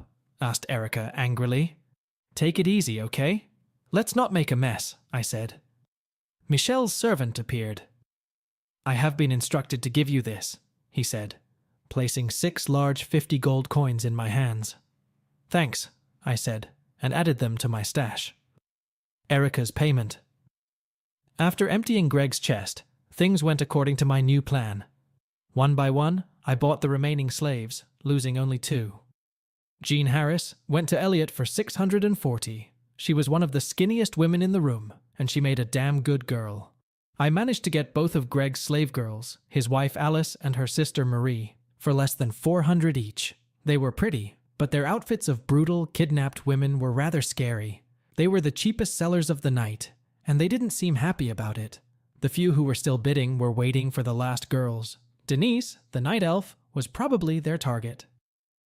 After I brought the first of the sisters over, Erica and Kayla, to my displeasure, stopped what they were doing. Afterward, I let Rex outbid me for Jewel Peters, who was dressed as a Roman slave girl. I was saving up for Denise, the last auction of the night. Everyone who still had money left was bidding for her, but at a price of 500 gold pieces, there was no competition left. She was mine. At the beginning of the evening, she could have gone for 800 or more. She was very good as a night elf. I suppose my fellow masters may have had some bitterness toward me. Only Rex and Michelle had 2 slaves each. Troy and I had 6, and I still had almost 100 left. Oh well, next time they should bring more than 1 slave. Michelle appeared on the stage, announcing the end of the auction. It seems it's time for our masters and their new slaves to get to know each other better. I remind everyone of the house rules and the safe word lavender. Try to behave yourselves. It's someone else's wife who owns you, and someone else now owns yours. Think about karma. Toward the end of the evening, we'll have some contests. They'll be announced every hour, on the hour. The party started at 8 in the evening, and it was past 11. Usually these parties lasted until 2 o'clock, and many stayed until 4 in the morning or later. I wondered how many contests we would have. I stood up and waved my hand at Troy. Let's find a quiet place to settle this, I told him. We headed to the study where we had camped earlier, and found it at our disposal. I blew out the 2 candles in the room, leaving only 1. I summoned our new slaves, and stood over them. You are now slaves of Horus. I hope you understand what that means. We will not harm or abuse you, but we expect you to obey. Kayla and Terry will teach you what is required of you. Troy will also work with you. You will address him as master, and only as master. Have I got that right, slave girls? The girls nodded. I looked at each in turn, waiting for a response. I started with Terry and Kayla, each of whom replied, "Yes, master." Looking at Erica, she nodded. "Yes, master. Kajira Erica understands." I smiled. Someone did some research. The other 3 responded in the same way. I left Erica and Denise with Terry, Kayla, and Troy, while I pushed Alice and Marie aside. I'm lucky you both came to the auction so late. I would never have been able to afford you in the first half. They didn't look happy with their outcome, but they seemed to be pleased with it. You think so? Asked Alice. I stared at her. How do you address me? I said threateningly. Master. I'm sorry, master. Is that what you think, master? I'm sure of it. 700 to 800 each, my guest said. If you change your outfits a little, it could be 1,000, I explained. Changes, master? Asked Marie. What kind of changes? They're good. Don't get me wrong. But they don't show you as well as they could. They're rather intimidating. The dirt hides your beauty and the outfits themselves should be more revealing, I explained. Alice glanced at her sister. I told you so, she whispered. It wouldn't have mattered anyway. Everyone was broke when we put the house on the market, Marie objected. Slaves, I would like to make you more attractive, but only as much as you are willing, given the house rules. Will you agree with Kajira Terry and change your outfits? Call it vanity, but I want my slave girls to be the nicest in the house. Changed how, master? Asked Alice nervously. I'll let Terry work with you on it. She has an aptitude for it. If you agree. The sisters looked at each other, then turned back to me. Whatever master wishes, Alice answered for both of them. Great. Wait here. I walked over to Terry and pulled her away from her workout. I explained to her what I wanted and told her my expectations. Yes, master. Terry understands everything. She will prepare the new girls for you in the most exquisite way. I pulled her to me and kissed her. Thank you, sweet Terry. I know you will. Sir, can this girl ask a question? Speak. Maybe master will tell this girl about his plans to bring Kajira Mandy back? Maybe, I told her with a smile. Afterward. She hugged me tightly. Thank you, teacher. I miss my sister already. She pulled away, and I watched her take the new girls in tow and disappear upstairs. I had one more mission to accomplish. I tracked down the servant girls and gathered 4 of them together. They were a smorgasbord of young beauty. Fiona, a pale redhead, Erin, a tanned blonde athlete, Beth, a brunette, and Jasmine, a slender runner with milk chocolate skin, whose legs seemed to reach up to her chin. Thank goodness they weren't up for auction. That would have been a huge detriment to the economy. Ladies, as you may know, I am your sponsor for this evening. Any tips you receive from guests tonight, I will buy from you, $1 for each gold piece. I checked out the two girls I hadn't caught up with earlier and got another 36 gold dollars from them. I gave them each a silver dollar. I again explained the value of pure silver coins. I pulled out 4 more and gave them each one. The slave girl who was sold for 2,000 gold pieces, do you all remember her? Everyone nodded quickly. Fine. I want one of you to watch her at all times. This is in addition to your normal duties. 15 minutes each, then disconnect and report back to me. Understood? Everyone agreed. The red-haired beauty, Fiona, asked, "Are Michelle and Erica okay with that?" I nodded. My slave Erica will be told everything, and Michelle is the one who sold me your services. I will make sure there are no recriminations. They agreed, and the slender brunette Beth took the first watch. I left them feeling a little better about the situation. A little. I went back into the office and sat next to Troy while Kayla got her understudies in the right frame of mind. I watched them work out a half-dozen positions. "Do you want to tell me your plan?" asked Troy. He sounded a little annoyed. "I'm sorry I couldn't tell you sooner. I managed to get almost 1,000 more gold, including 300 if I agreed to buy Erica when Greg tried to get her. After that, I decided that we should get as many slaves as possible. That way we can keep Terry and Kayla, maybe Erica, and trade the rest for Amanda, once they are well trained and made as obedient as possible. Denise is a cutie, but I don't know how far Alice and Marie's merger will go in bringing Amanda back," he said. "Marie is anorexic and Alice is just ugly." Ugly? Anorexic? Harsh. Alice had an amazing body and Marie looked like a model. Not everyone can match Amanda, but I think they were both more than good. It's doable. He continued. And if you add Erica to that offer, I don't know how they can refuse. We shall see. I'm hoping the novelty and pleasure of owning Amanda will wear off in the next hour or so, and 3 new slaves instead of 1 will be enough. Besides, sisters have to be worth something. While we were talking, Erica and Denise came over and lowered themselves down. "Check them out, masters," Kayla said with a smile. "Nada," I barked. Both girls quickly assumed their respective positions. "Your turn," I said to Troy. "The tower," he said. The girls quickly realized. "Bera," I told them. They obediently continued to do everything. "Don't embarrass me, slave," hissed Kayla. To get her point across, she hit Denise with the leash. The girl cowered, but remained silent. Denise was still wearing her cloak. One of the slave girls decided to fix that. I stopped her. "Remember the rules, Kajira. Besides, I like it."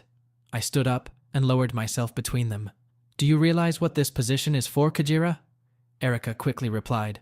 "For binding, master." "Exactly." I pulled a few leather strips from my pouch, one of the dozen I'd brought with me. I quickly slipped them around her arms. Turning around, I did the same to Denise. Moving to their feet, I tied their ankles together. "How are you feeling, Kajira Denise?" I asked. She whimpered. "Helpless, master. Helpless and scared." "Okay." I sat back down in my seat. Troy grinned and stood up. "You know the bracelets command?" Kayla replied, "Forgive me, master. I did not instruct them to do so." Erica spoke up and said the correct position. "Excellent. Yes, let me help you." He stood over Erica's legs, bent over, and lifted her upright. Then he turned and did the same to Denise. "Leash," he said quickly, and both girls obediently turned their heads to the side with their chins up. "You face the master, whichever side he is on. Understood?" He said it rather forcefully. "Yes, master," Denise whispered. I pulled myself closer to Troy. "Why don't we untie them? I'd like to see a few more positions." We worked with them for a while longer before letting them rest. Erica seemed eager to take on slavery, but Denise looked frightened. I pulled her aside, sat down, and gestured in front of me, "Nadu, Kajira." The life I dreamed of. Chapter 3. She took a stand, Not enough, but the moment wasn't right. I moved closer and lifted her face by her chin so she could look at me. Relax, Denise. It's just a game. You're too tense. Let yourself go. She only seemed to get more agitated. Take a deep breath and tell me what's bothering you. Forget about the slave for a while. She took a couple breaths, and I could see the tension had faded a little. Did you get even for Raoul buying Amanda? She asked timidly. I laughed. Not at all. You're one of the most beautiful girls here. I was glad for the opportunity to buy you. She looked at me angrily. No, I'm not. I'm the easiest girl you bought today. You could have bought Wendy if you wanted, or Sheila. I was just trash at the end. I gave her a hard look. Stand up. She slowly stood up a few centimeters away from me. Now turn around slowly. She turned her head, watching me look at her. Sit down, I ordered her. She sat in front of me with her legs folded sideways. I pulled myself closer to her. You're beautiful. I've always thought so. She sighed, pulling away from me. Why did you say that? I see your other girls, like Erica and Alice. I don't have anything they have. I never thought you could be so mean, Jack. Stop being ridiculous, I snapped back. You're beautiful. The fact that you're standing in front of me dressed like that is driving me crazy. She shrank back. This is crazy, Jack. We're both married. Am I really supposed to just forget about all of this? I'd really like that, I told her, smiling. I stood up and took her hand. Troy, I'll be back in a minute. I hope you won't mind if I leave you with Kajira. Take your time getting back, he laughed. He seemed to be a pretty demanding master. I could certainly understand Kayla, but Erica? She had certainly adapted well to her role as a slave girl. I wondered about her outfit. Was there something about her that I didn't know? Denise seemed to be in shock. I took her hand in mine. Let's go see what's going on at the rest of the party. As I suspected, a few minutes of wandering around, and we saw all sorts of craziness. Everyone seemed to have their own ideas about how to treat their slaves. In a corner, I saw a master being fed. I wondered which one was really the master Tasha was dancing for her master and a few others, and their slave girls seemed to be waiting their turn, standing at their master's side. I was tempted to stay and watch. At least half of the party was nowhere to be seen. I guess the privacy tents were being used for their intended purpose. Probably most of the rooms too. At that moment, Beth came running up to me. I came to let you know, she said sweetly. Go on, please. She's on the porch. No big deal. At first, they seemed happy to be seen walking with her. Now she's explaining all of Gore's positions to them, and they take turns making her do them. Her outfit doesn't help, of course. She looked so cute bouncing on her toes while she explained everything. Pretty crazy party, huh? She said with a smile. It even makes me want to be a guest instead of working. I reached out and grasped the handle. The girl looked at me in surprise. You're too good to be completely hidden. She breathed softly. I adjusted something in her costume. That's much better. Move carefully, or some of these guys will have a heart attack. Yes, master, she replied. I pulled out a gold 20 and gave it to her. Thanks for the report. I'll see you in an hour.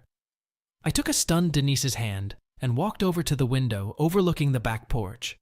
I opened the blinds to see better, and we saw Amanda. Men were walking around her. A slave's caress, I explained. Doesn't it bother you? Asked Denise, leaning against me. More than she should. But like all the women here, she can stop it at any time. She won't even have to take off her collar. Do you think Raoul will make her do anything if she asks him to stop? I asked. She hesitated longer than I'd hoped. Probably not, she admitted. Doesn't it embarrass you that he's with her? I asked. A little, but not as much as I thought it would be. I hugged her and walked around to where Jean was dancing. I enjoyed the view. And that's what happens out in the open. Who knows what goes on in these tents or anywhere else in the house? I reminded her. Compared to what's going on elsewhere, I'd say Raoul is remarkably restrained. Back in the study, I could see that Troy was getting a high from the evening. I walked over to the lone lit candle and blew it out, leaving us in darkness, only the stray light from the hallway and windows illuminating our path. I sat down on the cushions in the other corner. I put my arms around Denise. It's one big fantasy. Everyone's pushing the boundaries. Is that so bad? She settled down, and I felt warm. She leaned against me. Why me, Jack? You have 5 other girls. Erica would be doing this for you right now if I wasn't here, wouldn't she? They'd both like to, I told her quietly. Why me? I've always wanted to acquire you. Now you are mine. It's that simple. I turned her face toward me and kissed her. When we were done, she lowered her head. Why are you explaining all this to me? Why don't you just order me to do something? She asked, fidgeting nervously. On the mountain, we have many types of slaves. White silk slaves, red silk slaves, yellow silk, rare black silks, gray silks. Today, I allow my slave girls to choose their own color of silk. If you choose gray, you will not be molested. I hope you choose red. Amanda wears brown, she muttered. She's the new prisoner. Terry in white. Only because it suits her. When Amanda and I take her home tonight, I assure you she will no longer be white silk. I still don't get it, Jack. You have Amanda, and it looks like you have Terry. All the men are jealous of you. We're all jealous of your relationship. Why are you doing this? She nodded sideways. I feel like chopped beef compared to the ribs you spend every night with. Things aren't always what they seem, are they? Wouldn't it shock you to know that our marriage has been very shaky? I may be there for her every night, but I'm lucky enough to spend a good few evenings with her a few times a year. She looked surprised. You too? I nodded solemnly. Until a couple nights ago, I had the most boring life in this building. She laughed softly and sadly. I doubt it. Things are blooming at our house too. It's been over 3 months. I find that hard to believe, Denise. Is that harder to believe than Amanda being touched once a year? She asked. She had me hooked. Or is Bob leaving Terry? I added. I wonder what's wrong with all of us. I shook my head. Since we're sharing secrets, I'll come clean. Our problem, at least for me, has been diversity. Variety? Are you looking for something different when you have her? A slight irritation sounded in her voice. I'm looking for something different in her. For almost 10 years, she's been the most boring mistress imaginable, and she's only put up with me, almost never responding. I shook my head. God, I must be drunk to share this with you. She looked at me warmly. I'm sorry, Jack, and I promise it will stay between us. I laughed. It's not all bad. When Terry decided to join us at the party and they practiced being slaves, things got better in our house. Last night with my wife turned out to be the best night we've had together in our entire time together. Having Terry by our side made it even more exciting. She even participated a little bit, and that only seemed to drive Amanda crazier. I think we had a breakthrough, and that's why I tried to buy her out, because things can still be a little shaky. I think that explains Terry's attentive behavior, she said. But someone's husband was determined to stop me. She frowned. Not my idea. Trust me, the last girl I wanted him to buy was Amanda. I shook my head. She's exploring a new side of herself. Raoul and John may have picked the perfect time to buy her. Having said that, I realized that it probably wasn't what she wanted to hear. Denise didn't seem to take offense. I don't know what's wrong with our house. I don't. It's been 3 years now. I don't deny him anything. I try to be open with him, but he's withdrawn. Once every 6 months he shows amorous feelings, and that's usually good, but I know he's not happy with me. I just don't know why. There was so much sadness in her voice that she was ready to cry. She felt warm in my arms. I wish I could say I had an answer, but apparently I'm not the one to ask. I will say, though, that last night was the first time Amanda and I talked about a lot of things for the first time in a while that never came out. It was great. She nodded. We don't talk. Not very much. Hell, I don't think I've had a conversation with him in years that borders on what I'm sharing with you. I leaned over and kissed her. You know I'm really crazy about you. For years now. She grinned and nodded shyly. I know you like me, and I really appreciate it. You make me feel good, attractive. I still don't know why exactly, but I'm not complaining. I like you too, Jack. A lot. She kissed my palm. I'm glad you bought me. You're attractive, beautiful. She kissed me. It was different. So, are you ready to choose your silk color, beautiful Kajira? I asked softly. She sat at my side, but then turned and leaned against me. If I choose red? she asked coquettishly. I did something. What do you think? Her eyes were fixed on mine. I can't believe I'm doing this, she whispered. Unfortunately, I also had to cut some of this text here because of YouTube, so I'll remind you again about the free trial of all stories, including this one, on our Patreon. What silks will you wear, beautiful Kajira? Choose for me, she said softly. Master. I laughed softly. I have chosen the color red for you. Will you accept me as your master, Denise? She leaned forward and kissed me. Denise is Master's red silk slave. She hugged me tightly. Thank you, Master, for letting that girl be with you. She pulled away, blushing. And for everything. You do realize that I'm not your only master, don't you, little slave? She nodded cautiously. I'm free to give you to anyone I choose, since you're wearing the color red. Yes, Master, Denise understands. I will not inherit you like a cheap tavern slave, but Master Troy is from Horus, and if he wishes, I will give you to him. I felt her flinch for a moment. Then she rose and kissed me again. Anything Master wishes. I only hope Master will not be displeased with this girl. I laughed. No, not displeased. Just the opposite. I should have stopped you, but it's too soon for that. I kissed her again. Now go to Master Troy and tell him you are red silk. She looked nervous. I pulled her closer. You have freed yourself for the night, beautiful slave. The decision is no longer yours. I squeezed her in an embrace. What happens in the mountain stays in the mountain. Feel free to know that what happens here is our secret, unless you decide otherwise. She nodded and gave me a quick kiss. I put my arms around her head and did it thoroughly. I heard voices from around the corner and soon saw my sweet Terry coming back in white silk with our two new girls in her arms. I stood up, adjusting my outfit, and hugged her. Let's see how you did. The room was too dark for a good view. I stepped out into the hallway where the light was better. I stood in front of Alice and looked at her. What a difference. All the fake dirt had been washed off her tanned skin. Her shirt was tied tightly at her side. Her uneven hair was pulled back into a ponytail, and her makeup gave her a young, very young look. And that was alarming.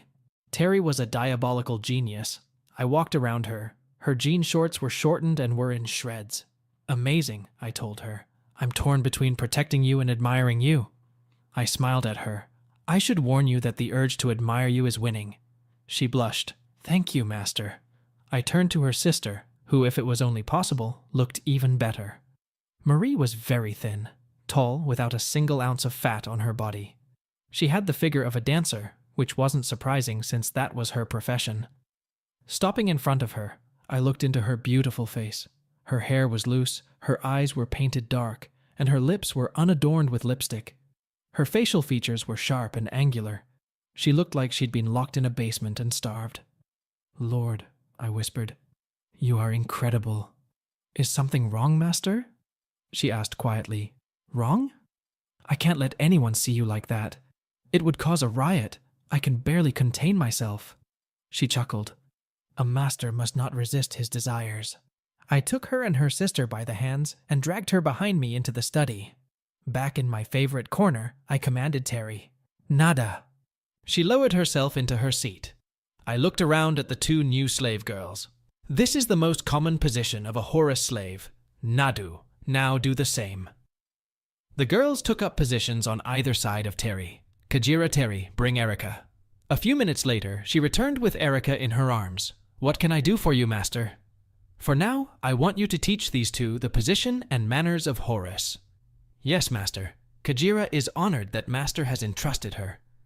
The girls seemed to be ready, much more so than Denise, and it was very nice to see that. I pulled Terry to me. Damn it, girl. What a change. You did good. She giggled. Thank you, Master. They clean up well, don't they? There's no way Greg deserves them. Is Master happy, Terry? She asked teasingly. Do you need to ask? I pulled her to me and spoke softly. Do you and Amanda have plans for us after the party? She climbed into my arms and rested her head on my shoulder. Mommy has Becky until Sunday night. I'm yours all weekend, Master. It was Amanda's idea. Delightful. Have you two come up with any other plans, Kajira? We're staying in the collar all day Saturday. The first girl deserved it. Ask for it. When we're home, don't be afraid to ask me to do something with Amanda. She giggled. Jesus, girl, where have you been all my life? Just 1 block away, and with the wrong landlord. Now that I'm in your life, I hope we can find a way to make it more than temporary, Master. I'd like that. You're driving me crazy, I admitted. I'm driving you crazy. I'm dying of desire. She kissed me again. But right now, I think Master has some new girls that need to be brought up to speed if we're going to get Kajira Mandy back. I sat down just as Yasmin, one of my vigilant maids, entered. She came up beside me. Your girl is in one of the privacy tents. She dances for 50 gold pieces. She is very good. I watched as she watched the new girls practicing their positions. Fiona is outside the tents collecting fees. She'll keep an eye on her. Dancing, huh? Things were moving fast. We didn't have much time to waste. Thanks, Jasmine. I appreciate it. She smiled at me. Anything else you want me to do while I'm here, Master? Anything else? These young girls were killing me. As much as I'd like to, I have my hands full right now, and Erica would kill me if I monopolized all your time. Aren't you going to at least adjust my suit? She asked with a mischievous grin. Thank you, Jasmine. She seemed pleased with the new image. If you feel like expanding your harem, look me up. God, she was feisty. Terry whispered in my ear. I'd like to see that. I laughed out loud. You're nothing but trouble, Kajira. Why did I think you were cute? Only the truth, Master, she replied cheekily. Erica seemed to be done with the girls, and they sat together talking. I sat down next to them. Ladies, now you have a choice to make. Denise has already made hers. I explained to all 3 of them the choice of silk color. I leave it up to you to choose your color, Erica hurriedly replied. Since I already wear black, black silk will be appropriate, she told me. I grinned. You know black silk is rare and very hard to earn. She reached out to me. Erica would like the Master to determine for himself if this girl is worthy of the color black. I pulled her to me and kissed her. The black ones for now. By the end of the night, we'll see if you've earned the right to keep them. She pulled away from me. I looked at the other 2. Any thoughts? Whatever you decide, I'll comply. Alice looked a little hesitant. What does white really mean? The bottom stays on you. The rest is fair game. She looked at her sister. Marie smiled. That girl would wear red silk for her master. Damn it. You realize I'm not your only master here? Troy is your master as well, and I may well trade either of you for another. If you trade me, then Gore's rules no longer apply? She asked cautiously. Your new master will have his own rules, I told her. She smiled. Then this girl will wear red silk, since she is a slave of the masters of Horus. Alice poked her. Marie. She laughed. I'm not married, not tied to some asshole. Let's have some fun. Wear red with me, Alice. She hesitated. I can't. He'll kill me. Fuck him. He bought that student. What do you think he's going to do? Marie didn't seem to think any more of Greg than the rest of us. Alice cast a glance at her sister. Let's not talk about that. She turned to me. Master, I'd like to wear white. I held out my hand, causing her to sigh. You understand what white means. I'll wear white for you today, Master. For both of your masters, I reminded her. She closed her eyes. That girl will wear white for the men of Gore. Erica laughed and hugged her. We're going to have a lot of fun tonight. She turned to me. Sir, if it pleases you, I have some colored silks. Perhaps you could tie them to our collars to remind us of our position? That would be nice, Kajira. Do it. She jumped up and scurried away. I turned to Terry. And you cheeky girl, why don't you check on Amanda? Yes, Master. She stood up and left me with my slave sisters. Come along. I turned to Alice and Marie. I want to get to know my slave girls better. Now I'm going to play with your sister. Prepare me for her. She looked at me with something akin to fear in her eyes. But I am white, Master. Your top is at my disposal. You can start with your hands. Yes, Master, she said quietly. I sighed with pleasure. Thank you, Master, she said quietly. You could hear the impatience in her voice. I took my time playing with her. Slowly, Kajira Alice. Just keep me ready. Yes, sir, she replied. Marie, do you know what the she-sleen position is? Yes, sir. Assume it. She understood and took an appropriate stance. While I was training with her sister, Alice made sure I was more than ready. Marie, Nadu. She stood up and saw me gesture to the seat beside me. I gently turned her to face her sister. Thank you, sister. Thank you, Alice, she said quietly.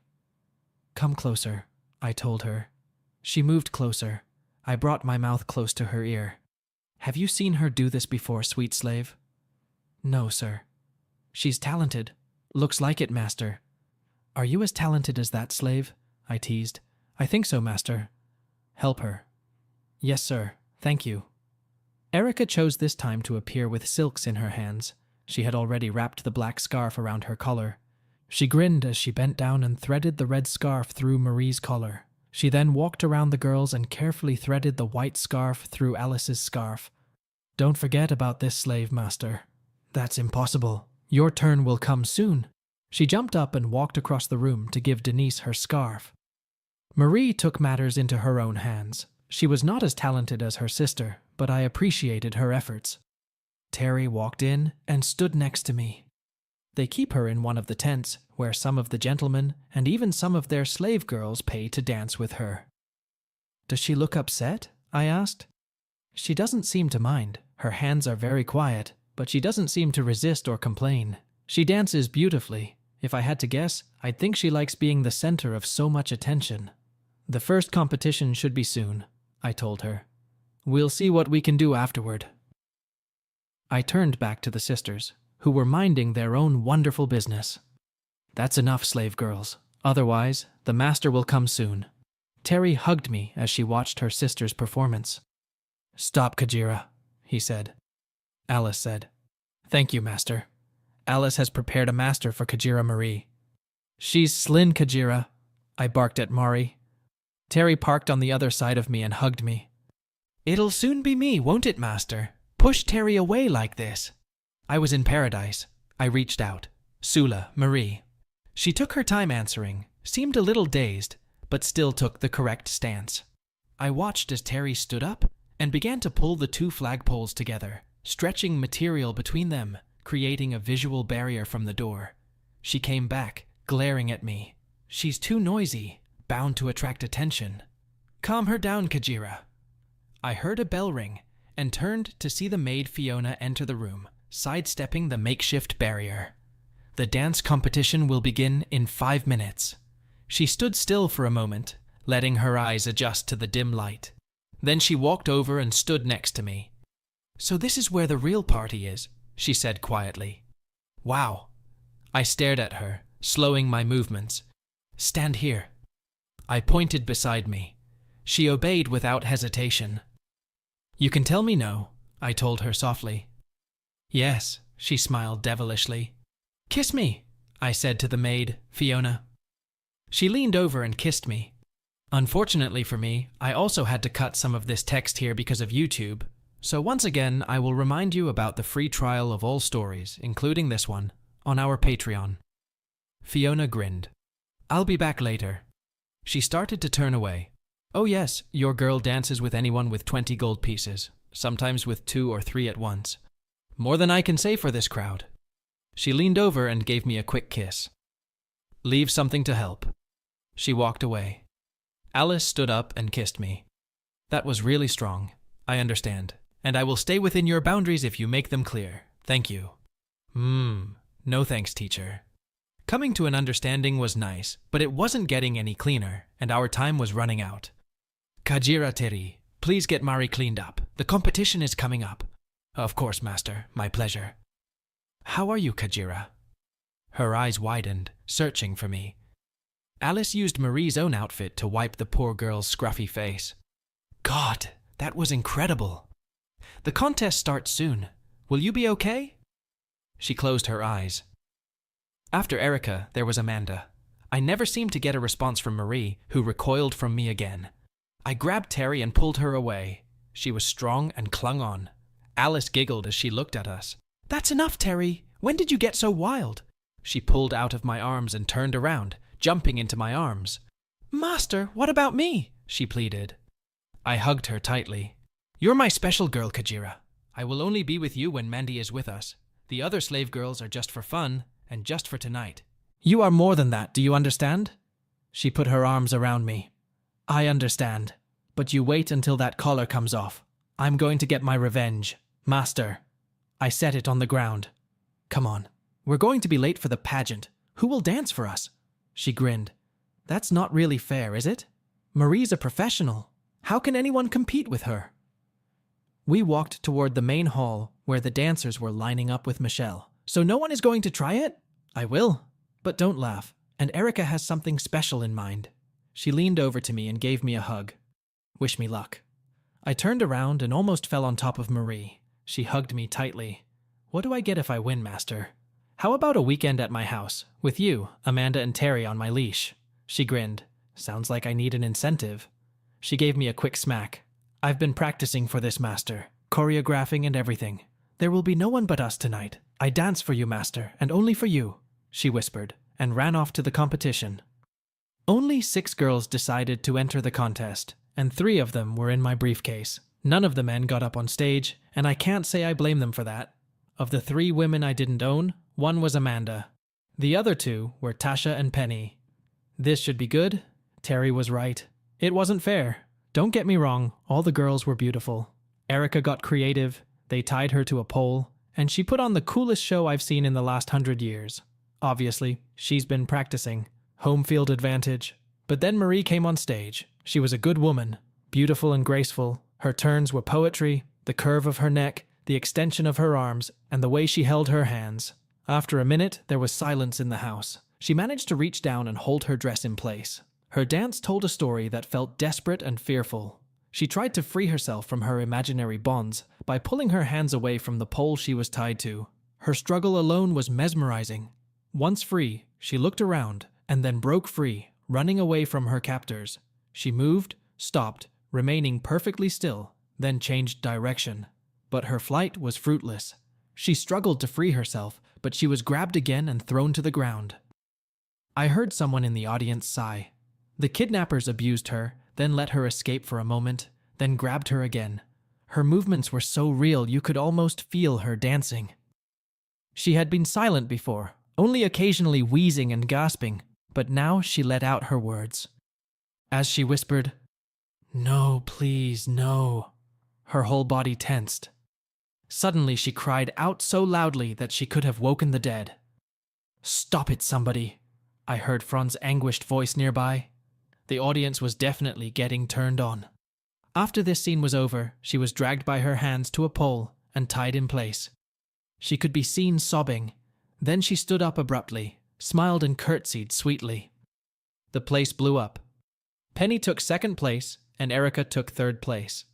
A few minutes after it was over, my dancer ran up to me and put her arms around my neck. "Is the master satisfied?" "Unbelievable," was all I could say. After that, we were encircled and I lost sight of her in the crowd of her admirers. I bought it for 380 gold pieces. I would have paid $1,000 just for the show. You know what I mean? Not exactly fair, is it? Terry stood next to me and looked at Marie, surrounded by men and women. I pulled her to me. "I liked your dance." She jabbed a finger at me. "No pathetic compliments." "Behave yourself, Kajira," I reminded her. "I think we'll be talking about this for a long time," I admitted. "Why don't we find Raoul? I think he'll be more inclined to trade after this show," she said, reminding me of my original intentions. We found him pretty easily. My wife was standing next to him. He lost his mask. Can't say I blamed him. John was with him, drinking something out of a big cup. "So, what do you think of Marie?" I remarked carelessly. "The best thing I've ever seen," he readily admitted. "It's better than anything else." John seconded his words. Would you like to own her, both her and her sister Alice, in exchange for a small barbarian slave girl? I saw him hesitate and look at John, who was obviously pondering the question as well. "Think about it. You already own the prettiest girl here, and now you can also have this walking dream," I told them. Raoul grinned. You make it sound tempting. When you get tired of her, you can trade her for any woman in the house and still keep Alice, I said. I saw John frown. Nice way to get Greg in trouble. I'm not sure I'd like that. Then trade them as a couple, I suggested. If you want, I can offer you Denise. John seemed to like the idea, but Raoul's face darkened. It might interfere with my style, he muttered. I doubt it. Have a talk with her. She's feeling rather exuberant right now. Maybe you'll see a new side of her that you'll really like. He looked back and forth at Marie, and then at Alice. Give us a second, okay? Sure, I told him, as he and John stepped aside a bit, discussing the deal. I knelt down in front of Amanda. What's up, babe? She smiled sadly. Tiresome. They seem to enjoy making me look like a puppet for show. No one's gone too far, have they? I asked. Terry was beside her, wrapping her arms around her. No, they're not bad, really. But I feel like a ripe cantaloupe. I've hardly seen you, though, have I? Terry rose to my defense. We're watching you all the time. All those servant girls are reporting everything that's going on every few minutes. I've been coming in and checking on you, and so has Jack. We're not going to let anything bad happen. She grinned. I thought those young girls were a little too curious. I'll get you back, Amanda, no matter what it costs me. The men approached, and this time it was John who spoke. Give us another half hour with her, and then we'll trade her for Marie, Alice, and Terry. Do it, Terry said. Come on, guys. Listen, Raoul, you're going to be a hero to your wife. You traded up to get her back. Denise, Marie, and Alice. I knew I had them, but Terry couldn't leave them alone. And me until the next contest, she offered. Starting now. Done, Raoul said. Hey, wait a minute. You can't peddle yourself, Terry, I reminded her. She slid into my arms. Please, Jack, it'll be better this way. She won't be alone anymore, and you'll have us both back in less than an hour. Against my better judgment, I agreed, glancing at the clock in the kitchen. It was already 20 minutes after midnight. We'll make the exchange at 10 o'clock? I asked. All right, Raoul nodded. I nudged Terry toward Amanda. I'll see you then. I gathered Marie, Kayla, and Erica and led them back to the study. I didn't see Denise or Alice around, and of course they were with Troy. I led my trio to the corner. I didn't know whether to break the news of the trade to Marie now or at the last minute. I realized I had to tell Troy. Kayla, you and Erica wait here. Marie, you come with me. The girls obeyed, of course, and I moved over to Troy. Troy, we need to talk, I told him. He reached out and comforted Denise. I made a trade. He smiled mischievously. I was afraid you might. After our dancer's little performance, I had a few suggestions. I've traded Terry until the next competition, and in about 25 minutes we'll trade these 3 for Amanda. Raoul wants his wife back. I added the last one for Denise's sake. Troy laughed. I can't blame him. Have you been with the Hellcat yet? I grinned. Yeah, but not enough. I guess that's what breaks are. Marie was visibly disappointed. But I won for you, Master, she said sadly. Yes, that's right. And you were absolutely marvelous. People will be talking about your dance for years to come. The award is still up for grabs, but I promised my wife I'd do everything I could to get it back. She's being traded like a sack of potatoes. The only one they're willing to trade her for is you. I pulled her to me, willing to go on a white lie to spare her feelings. It was that damned dance. I could have traded you right away if it had only been John. But Raoul insisted on Denise, and I thought it was bad form to separate a couple like you and your sister. Alice stood up and walked over to me, wrapping her arms around me. I understand. That's sweet. Who else here is willing to trade those 2 to get their wife back? I squeezed her in a hug. Holding my sisters in my arms, I almost regretted the deal. Almost. Raoul would have bought. We planned to buy each other's wives, but who knew Amanda would go for that much? Denise laughed. Oh, pretty much everyone, that's who. There were already rumors that you were going to try to buy her out. We couldn't let that happen. Troy spoke up. Time is running out. I'll trade Denise for Marie. I haven't even been with her for 2 minutes. I kissed Marie. Go to your master. Treat him well. I hugged her tightly. If I wasn't married and making promises, believe me, I wouldn't trade a moment with you for a lifetime with these others. Yes, master, thank you. she said quietly. Then she kissed me, after which she turned away. I returned with Denise to my corner, nestled between Kayla and Erica. In a few minutes, we're changing Denise and sisters to Amanda and Terry, slave girls. So let's give your sister a proper farewell. And then, it will be time for Kayla and Erica to get Master's attention, Kayla said. Lots of attention, I assured her. I leaned back in my chair. Let's savor this moment. My thoughts kept returning to the reality of losing my sweet little Pixie. Obey, Pixie, I growled, and Denise stretched her arms out in front of her. Something about her irritated me, and I ordered my slave girls to do something to her. I leaned over and whispered to her, I'll stop them if you want me to. No, Master. I didn't need to hear her twice. She looked so tiny and fragile and helpless. Are you okay? I asked. Erica snapped back. Don't ask her that. I smiled. Erica had her own views on how a slave girl should be treated. Hopefully, she would remember that later. If not, I would remind her. I took her advice. I also cut part of the scene here, due to YouTube, so I apologize in advance, and once again, remind you of the full stories on our Patreon. You're amazing, Kajira.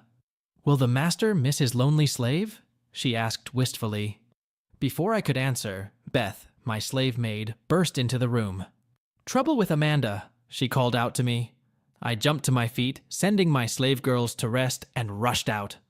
Beth was at my side. At the tents, I heard her say lavender several times. Fuck it. Damn that Raoul. I expected more from him. The rest of the party was oblivious to what was happening, immersed in their own little world. I ran into the backyard, knocking people out of the way, and Fiona pointed me toward one of the tents. I rushed inside and took in the whole scene at a glance. Raoul was lying on the ground, his nose and lip bleeding.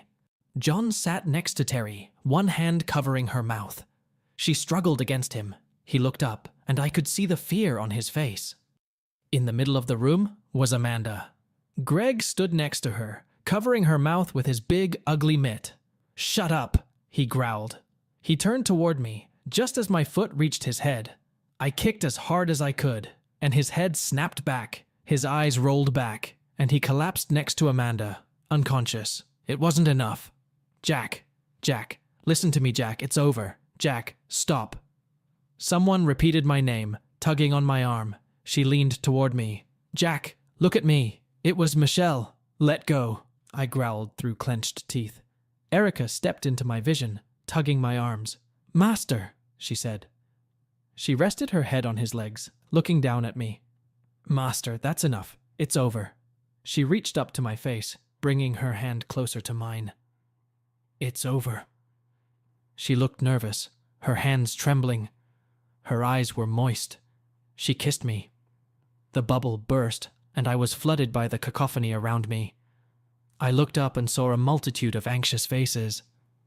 Darius was kneeling nearby, watching me warily. I turned and saw Michelle still clinging to my arm. Stop this. Take care of Amanda, Jack, she said softly. I sank back on my heels again. Greg still hadn't moved. He didn't, Darius replied. He's breathing. We shouldn't move him until he comes to his senses. What the hell did you do to him? Amanda was in the far corner of the tent, along with Denise and Raoul.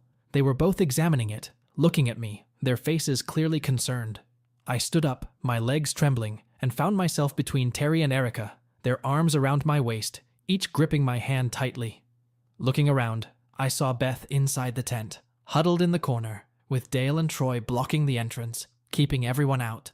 It looked like we had quite an audience outside. Man, that was going to be gossip for all eternity. I was stunned. My heart was beating like crazy. My legs were ready to give out at any moment, and I was afraid I might fall. My arms hurt. Very badly. Why do my hands hurt? Terry reached up to my face, forcing me to look at her. Are you okay now? You had us worried. You were so angry. You scared me to death. I looked at her and saw that her eyes were moist. She slapped me with her little fist. Don't ever do that again, she said furiously and hit me again. Erica reached out and pulled Terry against my chest. Her arms wrapped around me, and I hugged her. Erica shook her head. Please tell me it's okay now. I'm fine, okay? Stop asking. What's the big deal? He did. Greg: Yeah, sure, but why Dale or Troy? Dale or Troy? What the hell? I looked up at Dale and saw that he was starting to feel sore. What's wrong? They led me over to one of the 2 chairs where I sat down. Finally, I could realize everything. Alice was already in the tent, and she and Michelle were turning Greg over onto his back. He suddenly bent over and vomited profusely, catching Michelle's shiny shoes in the process.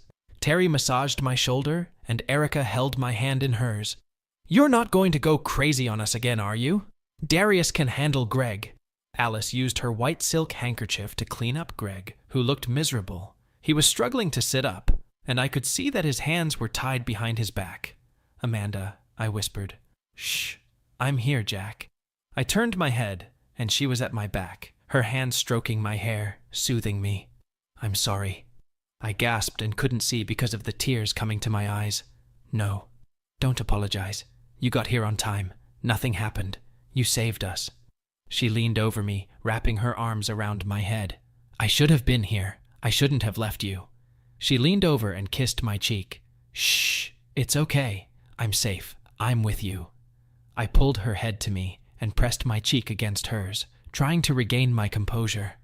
I felt her tears roll down my cheek, and I almost lost it all again. I took a few deep breaths. Does anyone want to tell me what happened? I pleaded. You really don't remember? Asked Terry, surprised. Not a big deal since I saw what Greg was doing, I told her. It took a few minutes before the whole story came out. In the meantime, the whole world had calmed down, and the party went back to their business, each trying to find out from the other what had really happened. I was surrounded by Erica, Terry, and Amanda, with Beth standing just a few feet away. The story was coming together drop by drop, the girls taking turns telling me what had really happened. Apparently, I went a little crazy threatening John, who immediately let Terry go, and then jumped Greg, tied his hands together, and started abusing him. Beth followed behind me and witnessed the whole thing. Dale was right behind her. He was wary when he saw us run past, but when he tried to stop me, I pounced on him, knocking him down with a blow of hay. Troy kept up, but didn't get into the tent until after Dale had fallen. He got too close, and according to them, I pushed him off hard enough for him to fall on Dale. At some point, John crawled under the back wall of the tent. I shifted my attention to Greg, but Beth intervened, grabbing my arm. I tried to pull it free, and she moved toward Greg, blocking my path to him before I could do any more damage. That's when I decided to tie his legs together. Erica and Michelle followed me with Darius, and they tried to calm me down, hoping I wouldn't fight them like I did with Dale and Troy. Darius was ready to step in if I did something stupid. They were right. Even half crazed with anger, I couldn't hit a woman, no matter how much I threatened, and the 2 of them calmed me down enough to check on Greg. I looked at Dale and Troy, who were still blocking the entrance and watching me warily. Sorry guys, looks like I messed up. Dale just shook his head.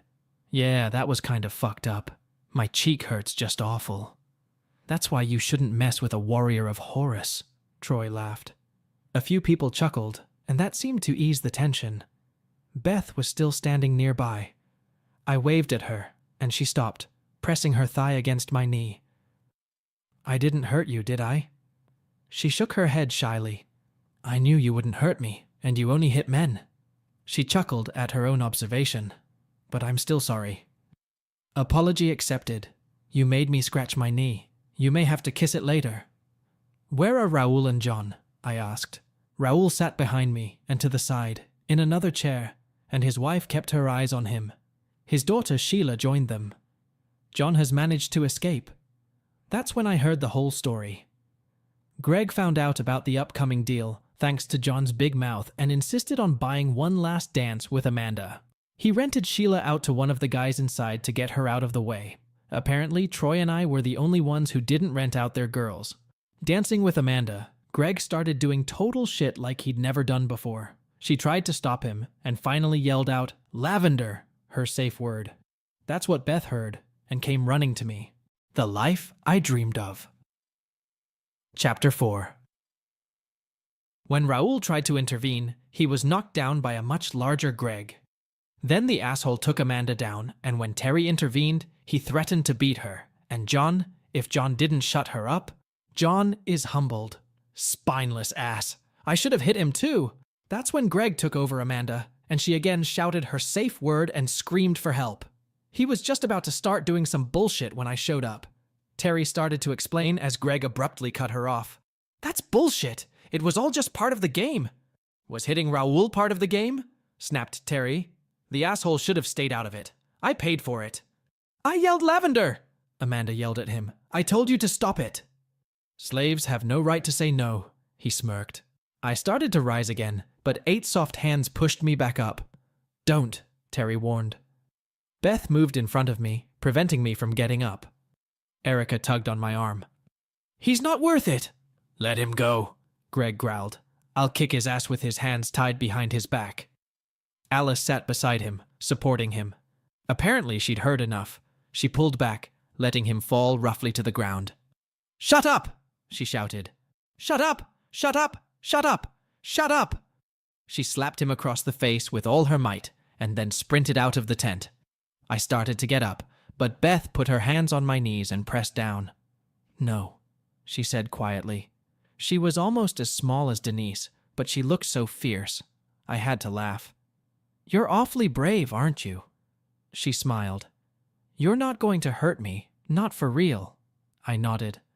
I know. Her grin grew even wider. You're kryptonite. Everyone laughed. Denise, we need you, Erica called out, and in a few seconds she was standing in front of me. Beth laughed. They were laughing uncontrollably when Denise called out to her stepdaughter. Sheila, help us. Sheila walked up to him, now human-sized, since she had given up hooves and shoes in her day. She had my full attention. It's not fair. How can we compete with this? Whined Beth. It's for the good of the team, Sheila said. Amanda was supposed to be the killer. Okay, let's get these babies out of here before we have another problem. I was sad to see them go. In Denise and Sheila's case, they had only moved a few feet.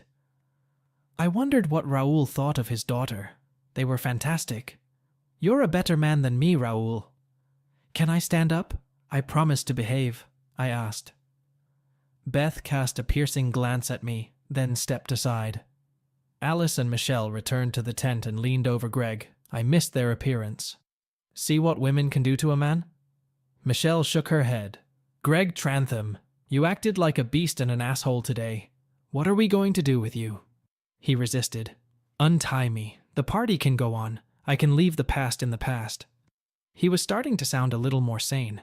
Maybe it helped that he'd had a gallon of beer. I don't think so. Not yet, no.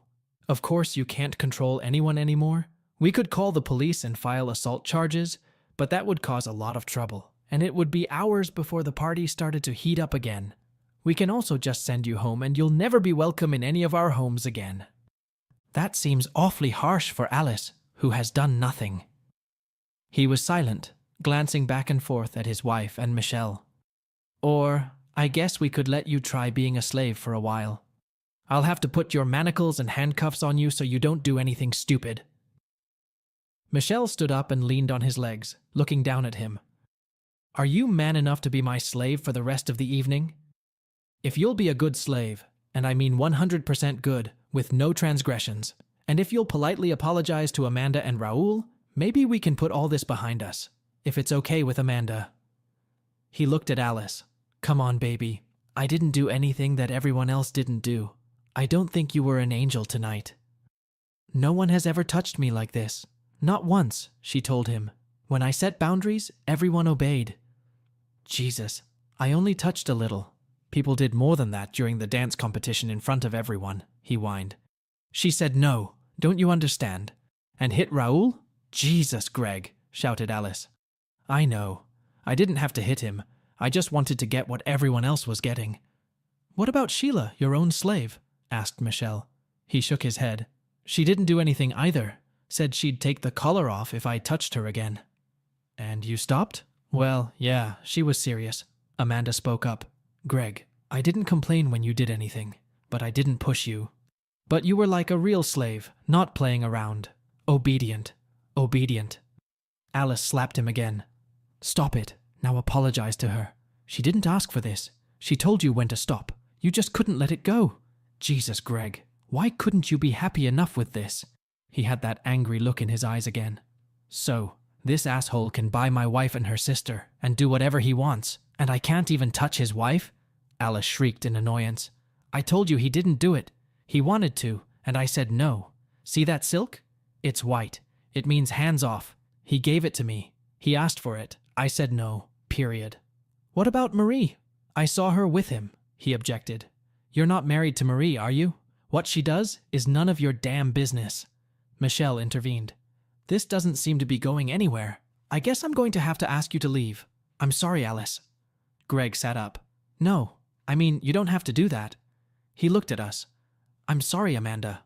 I should have stopped when you said no. Then he turned to Raoul. And I'm sorry I hit you. I know I get out of control sometimes when I drink too much.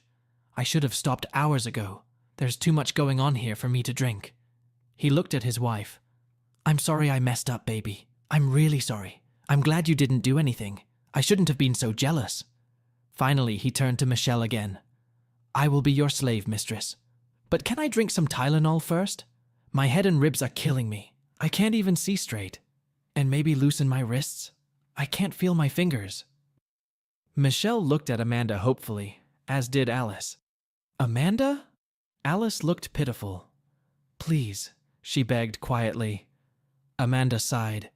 Tie him up good. If I find him on the loose, I'll kick his ass. After that, things went back to normal. Drania Sheila was released from her master, but she was put back on the auction block and was rebought by Elliot. I could have bought her, but I already had too many women to take care of. Raoul and John lost their slaves, though Raoul tried to help. She used the safe word. End of story. No one even offered to bring her back to the block. I sold him Marie and his wife Denise for 1,000 gold pieces. He made a fortune renting out Amanda. Raoul was almost groveling, apologizing for what had happened to Amanda, taking the blame for not protecting her. In his opinion, in many ways, his actions had contributed to what had happened. It was hard for me, but I told him to forget about it. At least he tried, unlike this partner. Amanda asked to stay with him a little longer, showing how grateful she was that he was trying to help. I wanted to say no, but she looked so sad and asked so sweetly. I kissed her hard. Not too long, okay? I promise. I'll be back to you soon. Greg was dressed in leather shorts, handcuffs, ankle shackles, leash and collar. He followed Michelle around like a dog, on his hands and knees, and as far as I could tell, barely turned up his nose. He'd be feeling it for a while yet.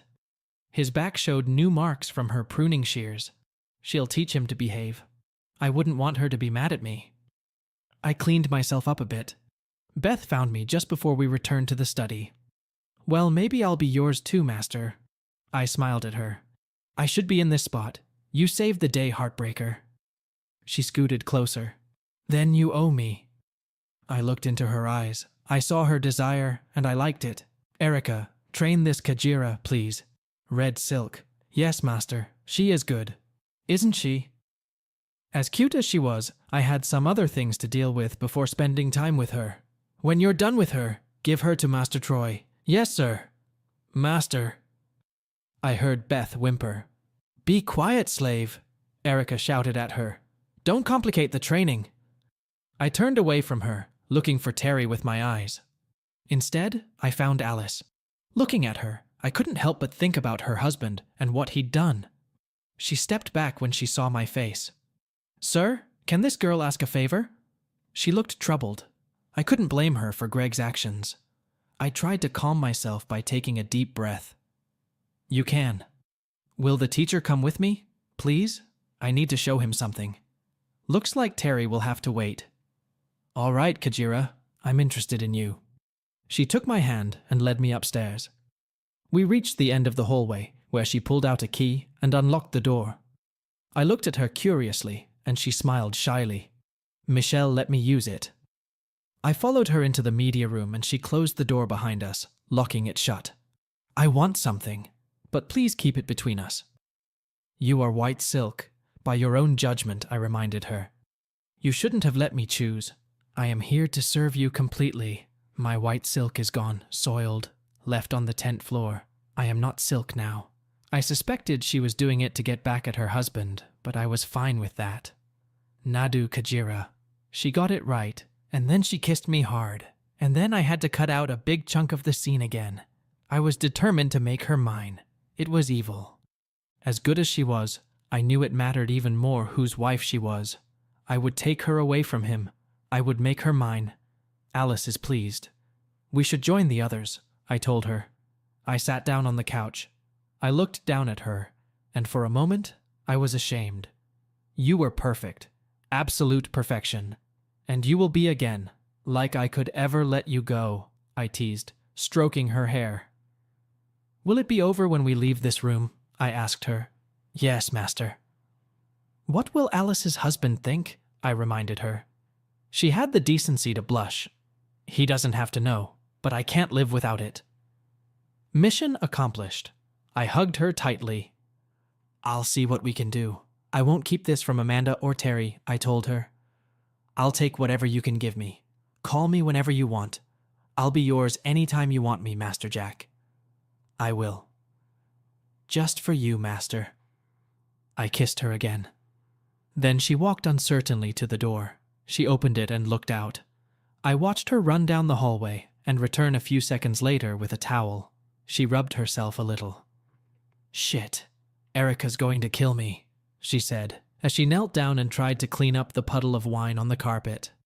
I've never tasted wine like this before, I said. She giggled. Me neither. I've never tried anything like that. She looked up at me. Now do you see why I can't just let it end? She wiped the floor. I just wanted a one-time fling. That's all it was. Never. She stood up and walked over to me, collapsing in my arms. She smiled at me. So is Alice the red silk now? I shook my head. No. No? She asked, puzzled. Black silk is what you'll be wearing. You're not an ordinary man. You were born for this. You are my perfect one. Was I really that good for you? She asked hesitantly. I've seen your women. I know I don't compare to Amanda or even Terry or Marie. The best, never. It must remain our secret. Amanda will die if she finds out. I was shocked to hear my own words. Good. Now we both have secrets, she giggled, hugging me tightly. I took her hand in mine, and as much as I hated it, we left the room and headed towards the others. We passed several rooms along the way and giggled as we heard sounds of obscenity through the walls. I hope we weren't like that, she whispered. I think you've been remarkably restrained. Restrained. Sounds like fun, she said quietly. That's a date I'd love to fulfill. Of course, Amanda and Terry can help me. Don't tease me. I'm not teasing. If I bring you home, I'll share you with them.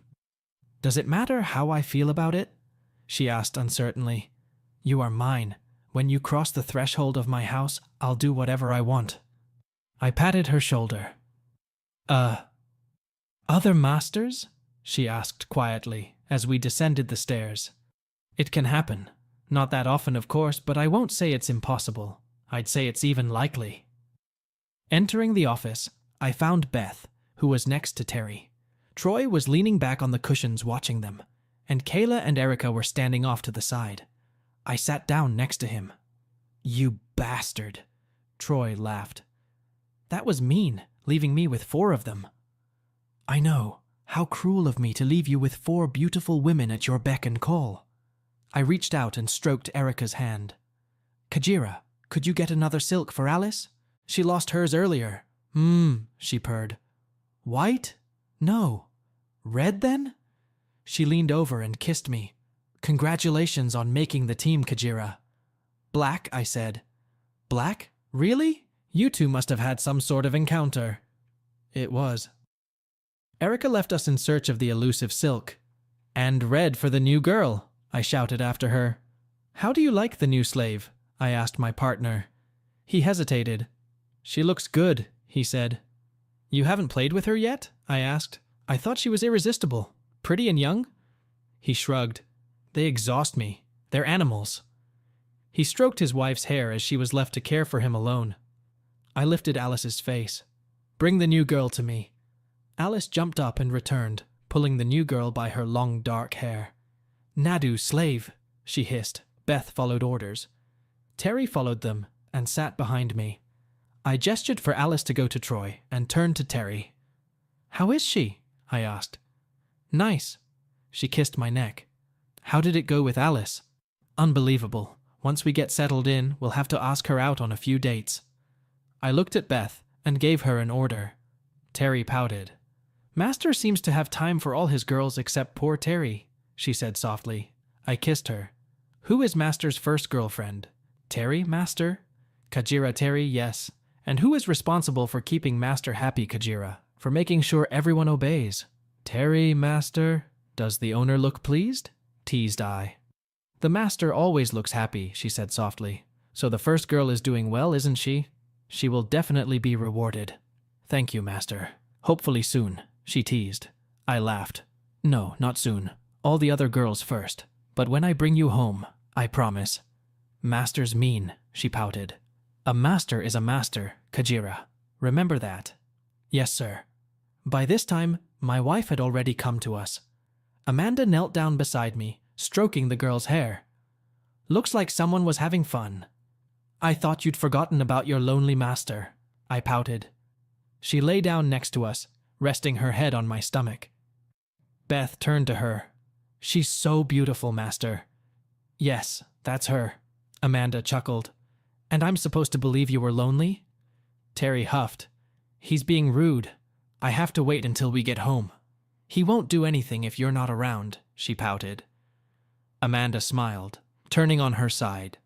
"I see you took full advantage of your role as host." "I'm surprised to see her."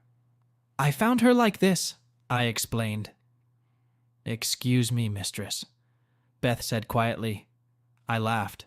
"She's not your mistress. Not today, she isn't. Here, she's a slave just like you." Beth chuckled. "She may be a slave, but she's nothing like me." "How's it going in there?" I asked my wife. "It's crazy. After this party, there will be a lot of stories to tell and secrets to keep. It will provide food for fantasy for months to come." "And Raoul? He's progressing very well, and Denise is cheering him on." "And you didn't interfere?" teased I. "Maybe not quite. For now, I'm still white silk, but that man deserved a little reward, don't you think? He wasn't a bad master. He tried to save me, and he got beaten up for it." Her teasing smirk confirmed that there was more to the story. "And what happened next? You're not going to leave it at that, are you?" She laughed. "You're not going to be mad, are you?" "Just the opposite," I assured her. She sat up. "Cher, you sneak," she snarled. I told him I was his white silk, and Marie and his wife would be watching. He was very grateful and very attentive. She sighed. She chuckled. "Poor Raoul." She turned to face me, leaving the two girls by her side. "Are you angry?" she asked cautiously. "No. I wish I could see it." She smiled at me. "You might have a chance. I invited him and Denise over next weekend. Is that okay with you?" "Of course, if that's what you want to do. Have you not been tempted?" Amanda blushed. "Temptation. Not here, and certainly not in this tent." She took my hand in hers and kissed it. "Doesn't it bother you that I gave in to temptation?" "No. If you decide to give in to temptation, I'd like to be there for you," I admitted. Bertie told me the most salacious story. "Is it true that when you heard I was in trouble, you left your girls to save me?" Beth laughed. "That was so funny. Scary and funny. As soon as I said trouble, he ran out of the room and they were lying on the floor looking stunned. It all happened in a matter of seconds. I barely had time to catch up with him." "She's not angry, is she?" I asked. "Mad? How can a woman be mad? You've got big fans, Buster."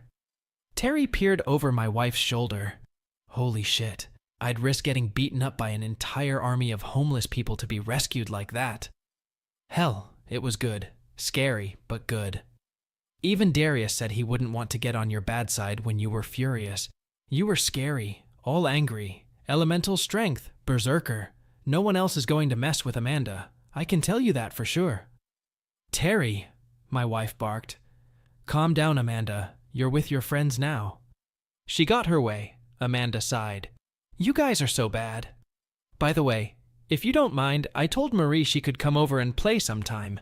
Did she say something about a reward for her dance?" "Who are you and what have you done to my wife, you wild thing?" I think there was always a Mandy living inside, waiting to come out. I'm glad she finally did. We're going to be okay, aren't we? She asked, becoming serious. I hope so. I love you, you know, I told her, ignoring the strangeness of the situation. I didn't think it would be possible. I fleetingly remembered the thing Michelle had given me at the beginning of the party. I would have to ask her about it. I love you too. I'm sorry I haven't shown it more often.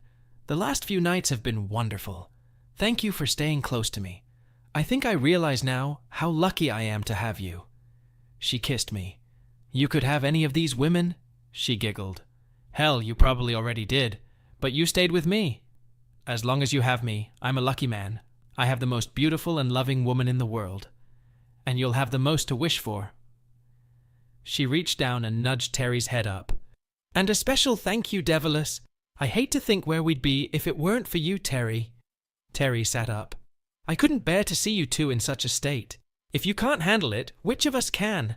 And if you can't hold on to your man, then the rest of us might as well give up. Amanda turned to me again. So who have you been with so far? Or I don't want to know. Just Beth, you saw. And Marie, well, and Denise, of course. Oh, and Alice, but that's supposed to be a secret. I'll tell you about it later. She laughed. You can't keep a secret, can you? So all that talk of white silk was a lie? No, it happened afterward, I explained. She nodded. I see. What about Kayla and Erica? I realized Erica was alone with Troy. Poor girl. Kajira, Beth, I think it's time for you to go back to Master Troy. She stood up and shook off her hair. Yes, Master. She leaned over and kissed me. Thank you. She stood up and crossed the room. Amanda looked at me in surprise. Not a bad night, huh? Definitely. Are you going to take care of Kayla now? Asked Amanda. The thought has crossed my mind, dear Kajira. She giggled. I like that, Kajira darling. Kayla took matters into her own hands. Amanda crawled away from Terry. Let's get comfortable, Terry. You and I will have plenty of time for games later. Terry watched as Amanda lay down next to me, resting her head on my shoulder. She stood up and repeated the pose on the other side. Have you changed your mind about me staying with you this weekend? She asked timidly. I changed my mind. You're coming home with us, even if he has to tie you up and throw you over his shoulder. If I get my way, you'll never leave, she said softly, holding out her hand. I don't want to get in the way, Terry said quietly. We feel better when you're around, much better. You'll never get in our way, will you, Master? Asked Amanda. Never, I replied. We'll talk about it on Sunday. I'm ashamed, Kayla whispered. She looked at Amanda and Terry. She moved into my arms. It's frightening, having those two here.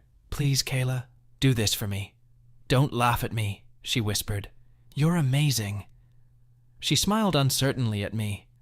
You think so? Yes, Kajira.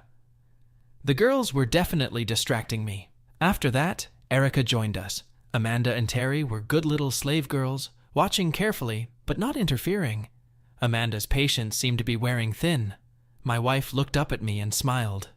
Do you really like this? She asked. At that moment, I was enjoying myself immensely. Definitely. She stopped her meddling and pulled herself closer to me, wrapping her arms around me. I'm sorry, Jack, she said softly.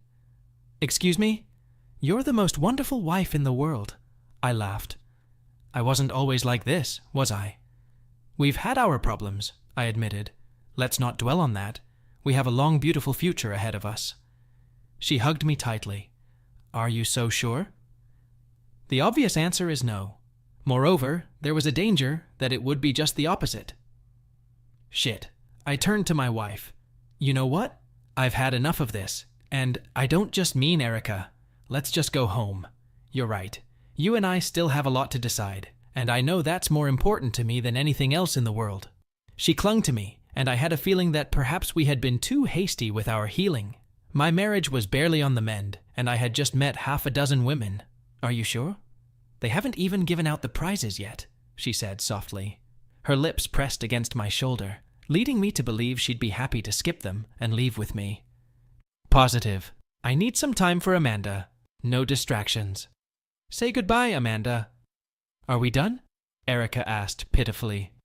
The night is just beginning, she said with a smile. I'm sorry, beautiful slave girl. I have to take care of a few things.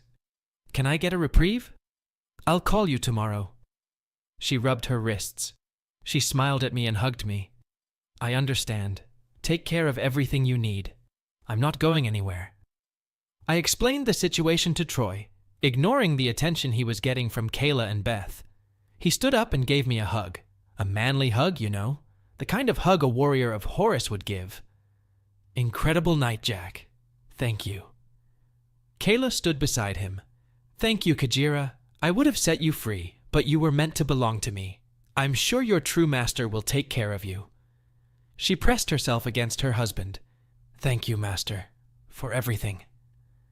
I wanted to say good night to Beth, but she slipped away and I had to look for her. She was in the hallway. We're leaving, Beth. Thank you for choosing me. She wrapped her arms around me and hugged me tightly. A fantasy come true. I kissed her lightly. You're free. She shook her head. No, master. She took my hand and put a piece of paper in it. My number and email. She hugged me again. Don't make me wait too long, please, she whispered. I put my arms around her. How could I resist her? You'll be hearing from me soon, beautiful. You can stop this now. I know I'm not pretty, but thank you. What was it with these crazy women? Unattractive? That's silly. You're incredible. She shook her head. No, I don't shake it. I know. Hell, I've never even met him. That's the way it is, and I won't let you say otherwise. There were tears in her eyes, and I let go of her, brushing away the tears. Stop it. You're breaking my heart, I told her. Do you really think I'm beautiful? She asked, sobbing. No, I know you are beautiful and incredibly beautiful. Even now, I realize that. Why do you think that is? She shook her head. I don't know. I don't understand it. Afterward, she looked at me adoringly with her big brown eyes. I need to take care of things at home. I promise I'll call you soon. Thank you, master. I'm glad. I stroked her hair. Thank you, Kajira. Amanda was waiting for me in the study, and Terry stood quietly by my side. Did you say goodbye? I asked my slave wife. She nodded. Ready? She looked at her sister. Aren't you going to say goodbye to Terry? There was sadness in her voice. You want me to do this? I asked, wrapping my arm around her. She shook her head. I don't think she'll be a distraction, I told her. Like you said, we'll be better off with her. She put her arms around me. Thank you, she whispered. I held out my hand to Terry, and she sprang forward, throwing herself into my arms. I pulled her against me. I thought you were going to leave me, she said, and I could see that she was crying. Not in this life. And the three of us have a lot to talk about. She smiled at me. I hope it won't be just one conversation. I can guarantee it. After all, I'm only a man. We slipped out without attracting any more attention. Incredible party. But I had a strong suspicion that it didn't compare to the rest of my life. We've witnessed passion, betrayal, and the raw power of human connection. The lines between desire and dominance have never been more blurred. As our characters grapple with the aftermath of a night filled with shocking revelations, we're left to ponder the true nature of power and control.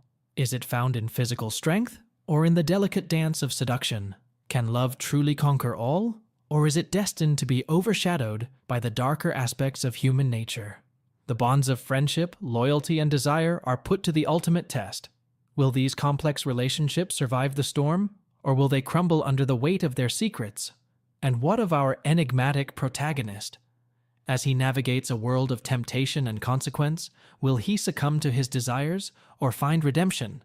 Stay tuned for the thrilling conclusion as we unravel the final chapters of this epic tale. Remember, this is just a taste of the full story. To experience the complete narrative, head over to our Patreon for exclusive access.